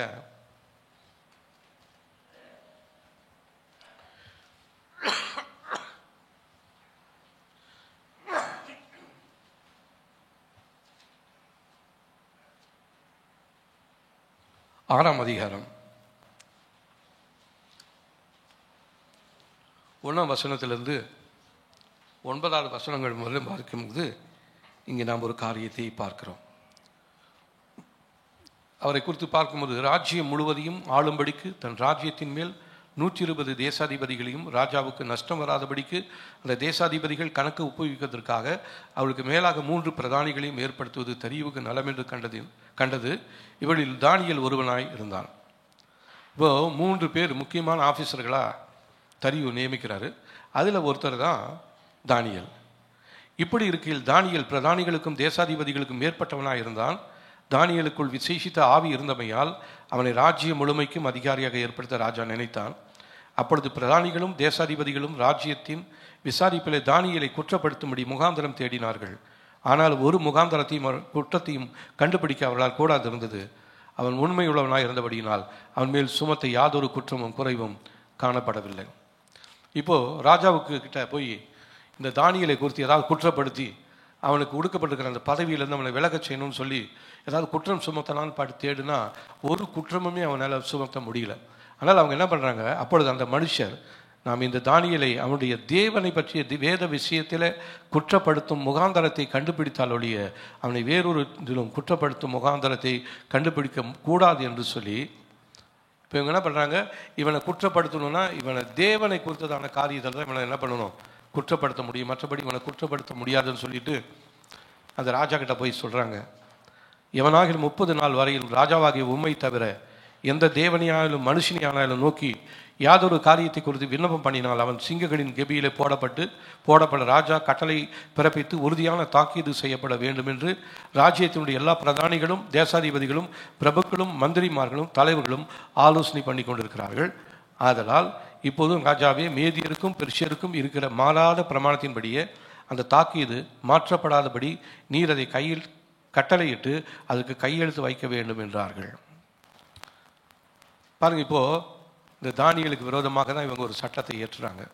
ராஜாவுடைய கைகளில் அவனுடைய கையெழுத்து போடப்படுகிறது. 9ஆம் வசனம், அப்படியே ராஜாவாகிய தரியு அந்த கட்டளை பத்திரத்துக்கு கையெழுத்து வைத்தான். ஆனால் தானியேல் என்ன பண்ணுறான்னு தெரியுங்களா, அந்த பத்திரத்துக்கு கையெழுத்து வைக்கப்பட்டிருந்த போதும் தன் வீட்டுக்குள்ளே போய் தன் மேல் அறையில் எருசலேமுக்கு நேராக பலகணிகள் திறந்திருக்க அங்கே தான் முன் செய்து வந்தபடியே தினமும் 3 வேளையும் தன் தேவனுக்கு முன்பாக முழங்கால் படியிட்டு ஜெபம் பண்ணி ஸ்தோத்திரம் பண்ணான். அப்போ எல்லாரும் பார்க்குறாங்க, இவன் தைரியமாக ஜெபம் பண்ணுறான். ஒருவேளை இப்போ நாம்பளா இருந்திருந்தா அந்த இடத்துல ஜெபம் பண்ணியிருப்போம். எப்படி ஜெபம் பண்ணியிருப்போம், அவன் கதவெல்லாம் திறந்து வச்சுட்டு ஜெபம் பண்ணான், நம்ம மூடி வச்சுட்டு ஜெபம் பண்ணியிருந்திருப்போம். தெரியாதுன்னு சொல்லி கர்த்தருக்கு தெரியும் இல்லைங்களா. அப்போ கர்த்தர் அவனுடைய இருதயத்தை பார்த்தாரு. எவ்வளோ தைரியமுள்ள பிள்ளை, என் பிள்ளை எனக்காகவே வைராக்கியமாக எல்லாத்தையும் அவன் மறைவில் செய்யணும்னு நினைச்சதெல்லாம் இவன் வெளிப்படத்தில் செய்ததெல்லாம் இவன் வெளிப்பிரகாரமாக செய்கிறான். இவனுக்கு நான் பிரத்யட்சமான பதிலை கொடுக்கணும்னு சொல்லி தான் கர்த்தர் என்ன பண்ணார் தெரியுங்களா, அந்த சிங்க கபியில் தம்முடைய தூதனை அனுப்பி அந்த சிங்கத்தினுடைய வாயெல்லாம் கட்டினார். அப்போ நம்முடைய வாழ்க்கையில் காணப்பட வேண்டிய உண்மை நம்முடைய வாழ்க்கையில் ஒரு பெரிய ஆசீர்வாதத்தை கொடுக்கும். உண்மை இல்லை என்று சொன்னால் தேவனுக்கு முன்பாக நம்மளால் நிற்கவே முடியாது. ஒருவேளை எங்கள் மற்றவங்களுக்கு முன்பாக பரிசுத்தமாக இருக்கிற மாதிரி நான் உங்களுக்கு முன்பாக பேசி கொண்டிருக்கலாம், நடித்து கொண்டிருக்கலாம். கர்த்தருக்கு முன்பாக நான் எங்கேயும் போய் மறையவே முடியாதுங்க. நான் பாதாளத்தில் போய் படுக்க போட்டாலும் அவருடைய கரமானது என்னை அங்கே வந்து தொடும். நட்சத்திரத்தில் போய் என் கூட்டை கட்டினாலும் அங்கேருந்து என்னை விழ தள்ளுவார் என்னுடைய ஆண்டவர். அவருக்கு முன்பாக நான் எங்கேயும் மறைந்து போகவே முடியாது. அதனால் நம்முடைய வார்த்தை, நம்முடைய செயல் கர்த்தருக்கு முன்பாக எப்பயுமே வெளிச்சமாக, இருளில் இல்லை, வெளிச்சமான இடத்துல நம்முடைய காரியங்கள் வைக்கப்பட வேண்டும். கர்த்தர் அப்பொழுது தீவிரமாக நமக்கு பதில் கொடுக்க போதுமானவராக இருக்கிறார். தானியேலுடைய காரியத்தில் கர்த்தர் அவ்விதமாக தான் விடுதலை கொடுத்தார். விதமாக அந்த தீமையின் சட்டங்களினாலே நம்முடைய வாழ்க்கையில் ஏற்படுகிறதான காரியங்கள் என்னன்னு சொல்லி பார்த்தோம்னா, நம்முடைய வாழ்க்கையில் நேரிடுகிற எதிர்மறையான காரியங்கள் அநேகம் நேரிடும். எதிர்மறையான சட்டங்கள் உங்களுடைய வாழ்க்கையில் ஏற்றப்பட்டிருக்குமானால், உங்களுக்கு ஒருவேளை தெரியலன்னு சொல்லி நினச்சிங்கன்னா, உங்களுக்கு எல்லாமே எதிர்மறையாக நீங்கள் நினைக்கிறதெல்லாம் எதிராக மாறிக்கிட்டே இருக்குதுன்னா உங்கள் வாழ்க்கையில் உங்களுக்கு எதிராக தீமையான சட்டங்கள் ஏற்றப்பட்டிருக்கிறது என்பதை உணர்ந்து கொள்ளுங்கள். அதை கேன்சல் பண்ணி ஜெபிக்கிறதுக்கு நம்ம ஆயத்தம் உள்ளவர்களாக இருக்கணும். எதை தொட்டாலும் அது சரியாக கிடைக்க மாட்டேங்குது, எங்கே போனாலும் அது நடக்க மாட்டேங்குது அப்படின்னு என்ன அர்த்தம் அப்படின்னா, உங்களுக்கு எதிராக பிசாசின் ராஜ்யத்தில் உங்களுக்கு எதிராக சட்டங்கள் இயற்றப்பட்டு எழுதப்பட்டு இருக்கிறது. அது புரியாமல் இருந்துச்சு. இந்த நாளில் கர்த்தர் உங்களுக்கு உணர்த்துகிறார். அது என்ன பண்ணுதுன்னா, உங்களுடைய காரியங்கள் எல்லாமே எளிதாக கிடைக்க வேண்டிய காரியங்கள் நீங்கள் மிகவும் அலைந்து கொண்டே இருக்கிறீங்க. மற்றவங்க போனால் ஈஸியாக கிடைச்சிருது, ஆனால் உங்களுக்கு போனால் இன்னும் 10 நாள் ஆகுது, 15 நாள் ஆகுது, 1 மாதம் ஆகுது, 2 மாதம் ஆகுது, 1 வருஷம் ஆகுது. அப்படின்னா உங்களுக்கு எதிராக, உங்களுக்கு மேலே வான மண்டலத்தில் தீமையின் சட்டங்கள் இயற்றப்பட்டிருக்கிறது என்பதை சொல்லி நன்றாக அறிந்து கொள்ளுங்கள். அந்த சட்டங்கள் உடைக்கப்படாத வரையிலும் உங்களுடைய வாழ்க்கையில் எந்த நன்மையும் உங்களால் காணவே முடியாது. நீங்கள் இன்னும் அப்படியே சுற்றி நடந்துக்கிட்டே தான் இருக்கணும். உபாகமம் 1ஆம் அதிகாரத்தில் யோசுவா சொல்கிறார், நீங்கள் இந்த மலையை சுற்றிக்கிட்டு இருந்தது போதும்பா, நீங்கள் இப்போ என்ன பண்ணுங்க, இப்போ உடனே வேறு பக்கமாக புறப்பட்டு போங்க, ரைட் அபவுட் டன் அப்படின்றார், திரும்பி போங்கன்றார். அந்த மாதிரி இதுவரை நீங்கள் சுற்றிக்கிட்டு இருந்திருக்கலாம். இன்றைக்கி தேவ சமூகங்களை ஜெபம் பண்ணுங்க, ஆண்டவரே என் காரியத்துக்காக நான் இப்படி அநேக நாட்களாக போராடிக்கிட்டே இருக்கிறேன், இது ஏன் நடக்கலைன்னு எனக்கு தெரியல, இதற்காக நான் என்னென்னமெல்லாம் சொல்லி பார்த்துக்கிட்டே இருக்கிறேன், ஆனால் நடக்கல ஆண்டவரை, எனக்கு அதை வெளிப்படுத்துங்கன்னு சொல்லி தேவ சமூகத்தில் கேட்கும் பொழுது ஆவியானவர் உங்களுக்கு அதை வெளிப்படுத்துவார். இந்த நாட்களில் இந்த வார்த்தைகள் மூலமாய் கர்த்தர் நம்மோடு பேசி கொண்டிருக்கிறார். ஆகவே நம்முடைய வாழ்க்கையில் ஏற்படுகிற எதிர்மறையான காரியங்கள், நம்முடைய வாழ்க்கையில் தீமையான சட்டங்கள் இயற்றப்பட்டிருக்கிறது என்பதை நமக்கு காண்பிக்கிறதாக இருக்கிறது. அடுத்ததா, தீமையான சட்டங்கள் நம்முடைய நிலைமையை விட்டு கீழே விழத்தள்ளும். நீங்கள் ஏற்கனவே இருந்த இடத்துலேருந்து உங்களை கீழே விழத்தள்ளிடும். தீமையான சட்டங்கள் உங்களுக்கு எதிராக செயல்பட்டு கொண்டிருக்குமானால் நீங்கள் இருக்கிற இடத்துலேருந்து கீழே விழ தள்ளப்படுவீர்கள். வசதி பாருங்க, அவளுக்கு எதிராக சட்டங்கள் இயற்றப்பட்டது. ராஜ அரண்மனையில் இருந்ததான அவள் ஒரே நாளில் கீழே தள்ளப்பட்டது போல நம்முடைய வாழ்க்கையிலும் கீழே தள்ளப்படுகிறதாக இருக்கிறது. இந்த மாதிரி கீழே தள்ளப்பட்டிருப்பீர்களானால் நீங்கள் அதற்காக ஜெபிக்கணும். அந்த தேச சட்டப்படி வஸ்திக்கு என்ன செய்யலாம் என்று அவர் வேத பண்டிதரிடம் கேட்டானாம். எஸ்தர் 1ஆம் அதிகாரத்தில் 14ஆம் வசனம் 15ஆம் வசனத்தையும் வாசிக்கும் பொழுது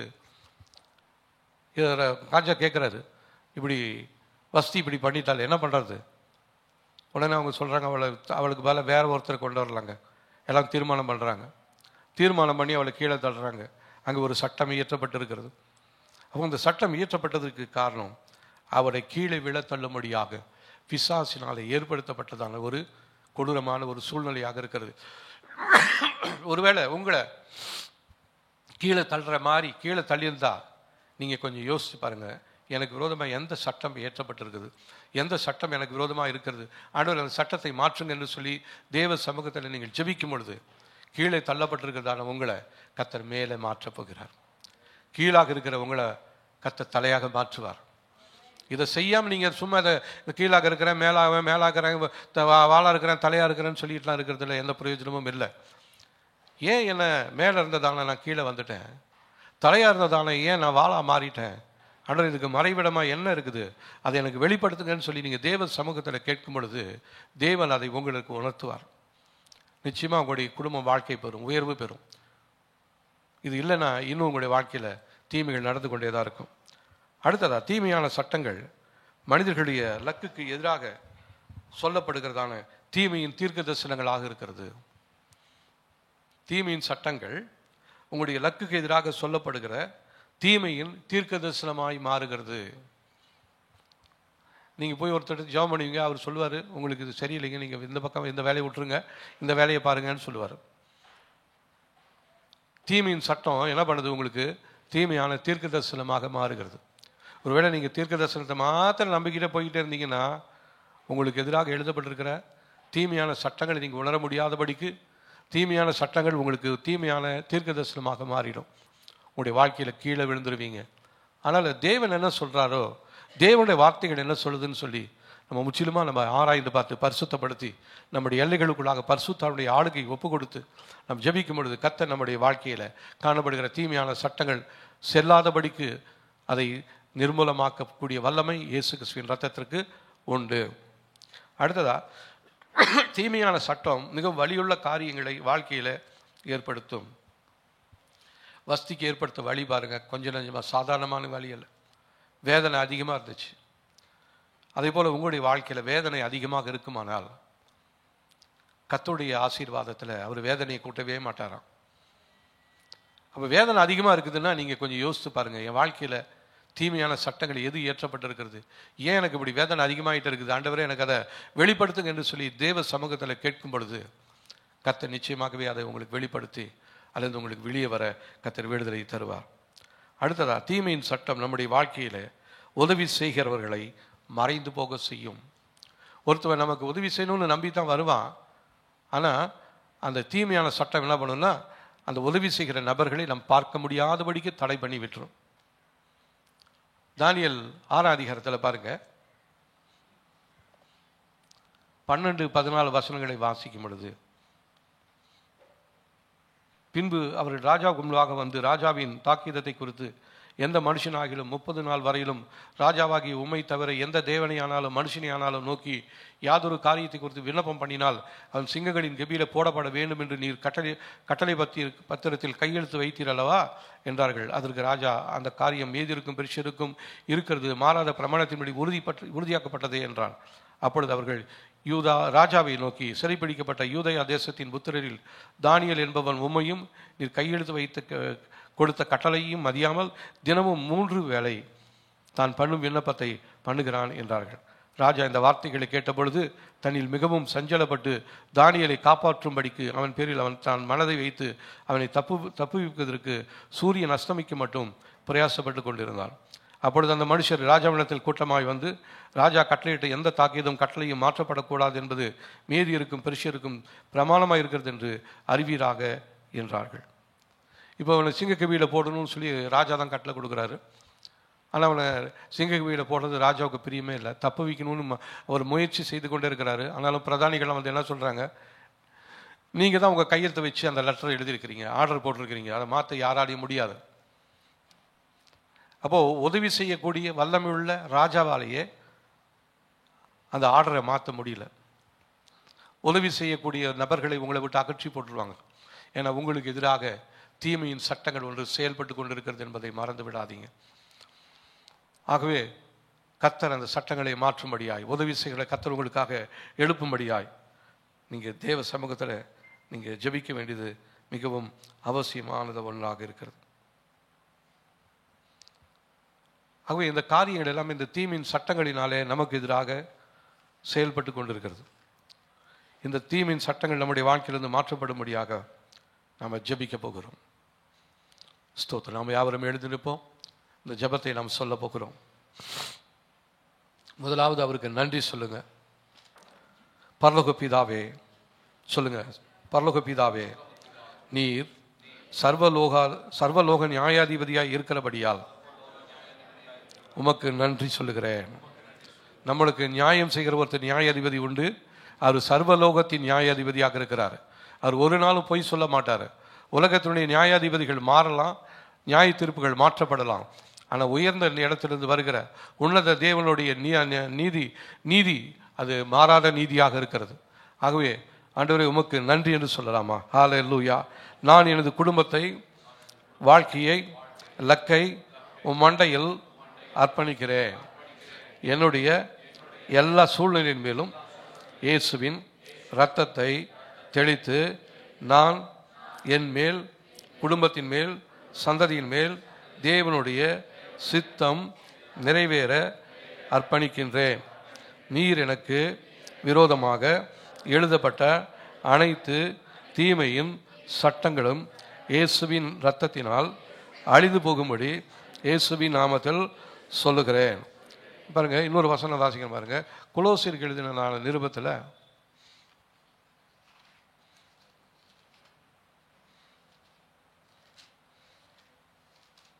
2ஆம் அதிகாரம் 14-15 வசனங்களை வாசிக்கலாம் பாருங்க. நமக்கு எதிரடையாகவும் கட்டளைகளால் நமக்கு விரோதமாகவும் இருந்த கையெழுத்தை குலைத்து அதை நடுவில் இராதபடிக்கு எடுத்து சிலுவையின் மேல் ஆணி அடித்து துரைத்தனங்களையும் அதிகாரங்களையும் உரிந்து கொண்டு வெளிரங்கமான கோலமாக்கி அவைகளின் மேல் சிலுவையிலே வெற்றி சிறந்தார்.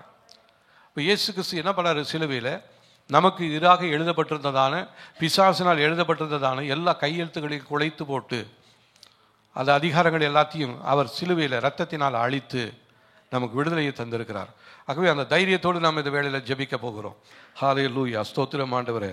வல்லமையுள்ள இயேசுவின் நாமத்தினால் நான் எனக்கு விரோதமாய் செயல்படுகிற அனைத்து அடிமைத்தன ஆவியையும் என்னை அடிமைப்படுத்தும் அனைத்து திட்டங்களையும் இயேசுவின் நாமத்தினால் செயல்படாதபடிக்கு கட்டளை கொடுக்கிறேன். எனது ஆவிக்குரிய பிரகாரமாய் செயல்படும் அனைத்து தீமையின் செயல்பாடுகளையும் அவற்றின் தன்மைகளையும் இயேசுவின் நாமத்தில் என்னை விட்டு வெளியேற்றுகிறேன். எனது ஆவிக்குரிய முன்னேற்றம் இயேசுவின் நாமத்தில் எனக்காக கிரியை செய்வதாக. எனக்கு விரோதமாய் செயல்படுகிற அனைத்து விதமான மாந்திரீக சூனிய ஆவிகளின் செயல்பாடுகளை இயேசுவின் நாமத்தில் எதிர்க்கின்றேன். எனக்குள் மறுபடியும் நுழைந்து அழிவை ஏற்படுத்தும் அனைத்து விதமான பிசாசின் சக்திகளும் தேவ சமூகத்து அக்கினியால் இயேசுவின் நாமத்தில் எரிந்து போவதாக. இந்த அழிவுக்குரிய சக்திகள் எனக்குள் நுழைந்து கிரியை செய்யும்படி திறக்கப்பட்டிருக்கிற அனைத்து விதமான உடைப்புகளும் வழிகளும் தீமையின் பலிபீடங்களும் இயேசுவின் நாமத்தில் எரிந்து போவதாக. இயேசு கிறிஸ்துவின் இரத்தத்தின் வல்லமை எனக்கு எதிராக சரீர சுகத்திற்கு எதிராக எழுதி வைக்கப்பட்டிருக்கிற அனைத்து விதமான ரிப்போர்ட்டுகளும் இயேசுவின் நாமத்தில் அழிந்து போவதாக. எனது அனைத்து காரியங்களிலும் தாமதத்தை ஏற்படுத்தும் நோக்கத்தோடு செயல்படுகிற அனைத்து விதமான தாமதங்களும் இயேசுவின் நாமத்தில் அழிந்து போவதாக. என்னுடைய வாழ்க்கையில், குடும்பத்தில், தொழிலில் இத்தகைய தீமையான காரியங்களை நடத்தும்படிக்கு என்னை கண்காணித்து வருகிற எல்லா ஆவிகளின் தாக்கங்களும் இயேசுவின் நாமத்தில் என்னை விட்டு வெளியேறுவதாக.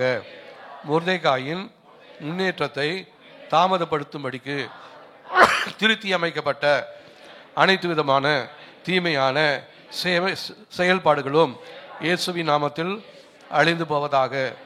நான் என்னுடைய வாழ்க்கையில் முன்னேற்றத்தை இயேசுவின் நாமத்தில் பெற்றுக்கொள்கிறேன்.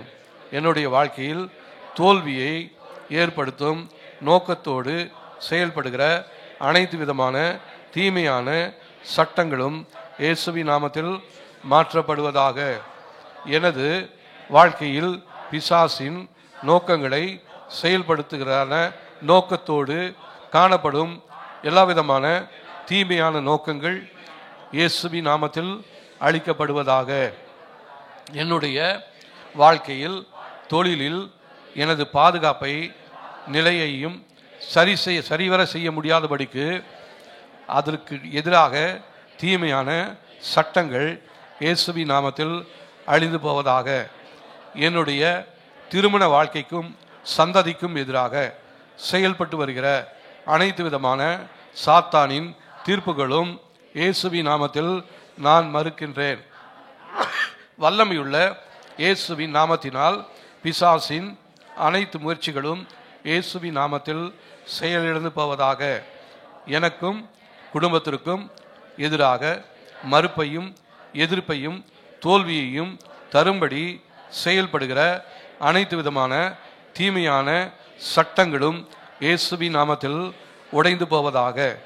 என்னுடைய வாழ்க்கையில் சாத்தானால் எழுப்பப்பட்டிருக்கிற கட்டப்பட்டிருக்கிற அனைத்து விதமான தீமையான பழக்க வழக்கங்கள், அதன் நிமித்தம் செயல்படும் அனைத்து தடைகளும் இயேசுவின் நாமத்தில் உடைந்து போவதாக. வல்லமையுள்ள இயேசுவின் நாமத்தினால் எனது வேலையிலும் சந்ததியிலும் தேவன் எனக்கு தந்துள்ள பாதுகாப்பையும் ஆசீர்வாதத்துக்கும் எதிராக செயல்படுகிற அனைத்து விதமான சக்திகளும் தீமையின் சட்டங்களும் இயேசுவின் நாமத்தில் தேவனுடைய ஆளுகையை பெற்றுக்கொள்ளும்படியாக சொல்லி ஜெபிக்கிறேன். எனக்கும் குடும்பத்துக்கும் எதிராக பிசாசினால் போடப்பட்டிருக்கிற அனைத்து விதமான பொருத்தனைகளும் உடன்படிக்கைகளும் எனது குடும்பத்தை விட்டு லக்கை விட்டு வெளியேறுவதாக. தேவனே, எழுந்தருளி எனக்கு எதிராக லக்குக்கு எதிராக செயல்படும்படி எழுதப்பட்டிருக்கிற அனைத்து விதமான தீமையின் சட்டங்களை இயேசுவின் நாமத்தினால் எனக்கு எதிரிக்கு விரோதமாக செயல்படுவதாக. ஆமென், ஸ்தோத்திரம். இந்த ஜெபங்களை நாம் தொடர்ந்து செய்யலாம். இந்த யூடியூப்ல இருக்கும். நீங்கள் இந்த ஜெபங்களை நீங்கள் தொடர்ந்து செய்யுங்க. உங்களுக்கு எதிராக வான மண்டலங்களில், உலகத்தில், அரசாங்கத்தினால் எழுதப்பட்டிருக்கிற தீமையான சட்டங்கள் அது செயல்பட்டு கொண்டிருக்கிற வரையிலும் நம்முடைய வாழ்க்கையில் எந்த முன்னேற்றமும் காணப்பட முடியாது. தொல்லைகளும் துன்பங்களும் தொடர்ந்து வந்து கொண்டே தான் இருக்கும். ஆகவே நம்முடைய வாழ்க்கையில் சில பிரச்சனைகள் இன்னும் மாறாமல் இருக்கிறதுன்னு சொன்னால் நமக்கு எதிராக எழுதப்பட்டிருக்கிற தீமையின் சட்டங்கள் இன்னும் செயல்பட்டு இருக்கிறது. அந்த செயல்படுகிற தீமையின் சட்டங்கள் உடைக்கப்பட்டால் ஒழிய இந்த நன்மையை நம்மளால் காணவே முடியாது. ஆகவே இந்த ஜெபங்களை நீங்கள் தொடர்ந்து செய்யுங்க. கர்த்தர் தாமே இந்த நாளில் நம்மை ஆசீர்வதிப்பாராக. எங்களுடைய நல்ல பிதாவே, ஆசீர்வதிக்கப்பட்ட இந்த நல்ல வேலைக்காக நன்றி. இதற்காகத்தான்ப்பா இந்த தீமையின் சட்டங்களை உடைத்து போடும்படியாகவே நீர் கல்வாரி சிலுவையில் எங்களுக்காக இரத்தத்தை சிந்தினீங்க. ஆண்டவரே, எழுத்துக்களையும் எங்களுக்கு விரோதமாய் போடப்பட்ட எல்லா சட்டங்களையும் மாற்றும்படியாக, குலைத்து போடும்படியாகவே நீங்கள் பாடுகள் எல்லாம் பட்டீங்க. நீங்கள் பட்ட பாடுகள் ஒரு நாள் வீணாக போவதில்லை. ஆண்டவரே, எங்களுக்கு எதிராக பிசாசினால் எழுதப்பட்டிருக்கிற எல்லா தீமையின் சட்டங்களும் இயேசுவின் நாமத்தினாலே உடைக்கப்படுவதாக. அதிலே கட்டப்பட்டிருக்கிற குடும்பங்கள் இயேசுவின் நாமத்தில் இந்த நாடிலே விடுதலையை பெற்றுக்கொள்வார்களாக. இந்த ஜெபத்தை கேட்டுக்கொண்டிருக்கிற, இதை கேட்கப் போகிற பிள்ளைகள் ஒவ்வொருடைய வாழ்க்கையிலும் கர்த்தருடைய வல்லமை வெளிப்படுவதாக. தேவ கிருபையும் தேவ சமாதானமும் பெருகும்படியாக சொல்லி ஜெபிக்கிறோம். எல்லா துதி கன மகிமை உமக்கு செலுத்துகிறோம். இயேசுவின் நாமத்தில் ஜெபிக்கிறோம் நல்ல பிதாவே. ஆமென், ஆமென், ஸ்தோத்திரம். இந்த நாளிலே இயேசு கிறிஸ்துவுடைய சரீரத்தையும் இரத்தத்தையும் பங்கு கொள்ளும்படியாக வந்திருக்கிறோம். அதற்காக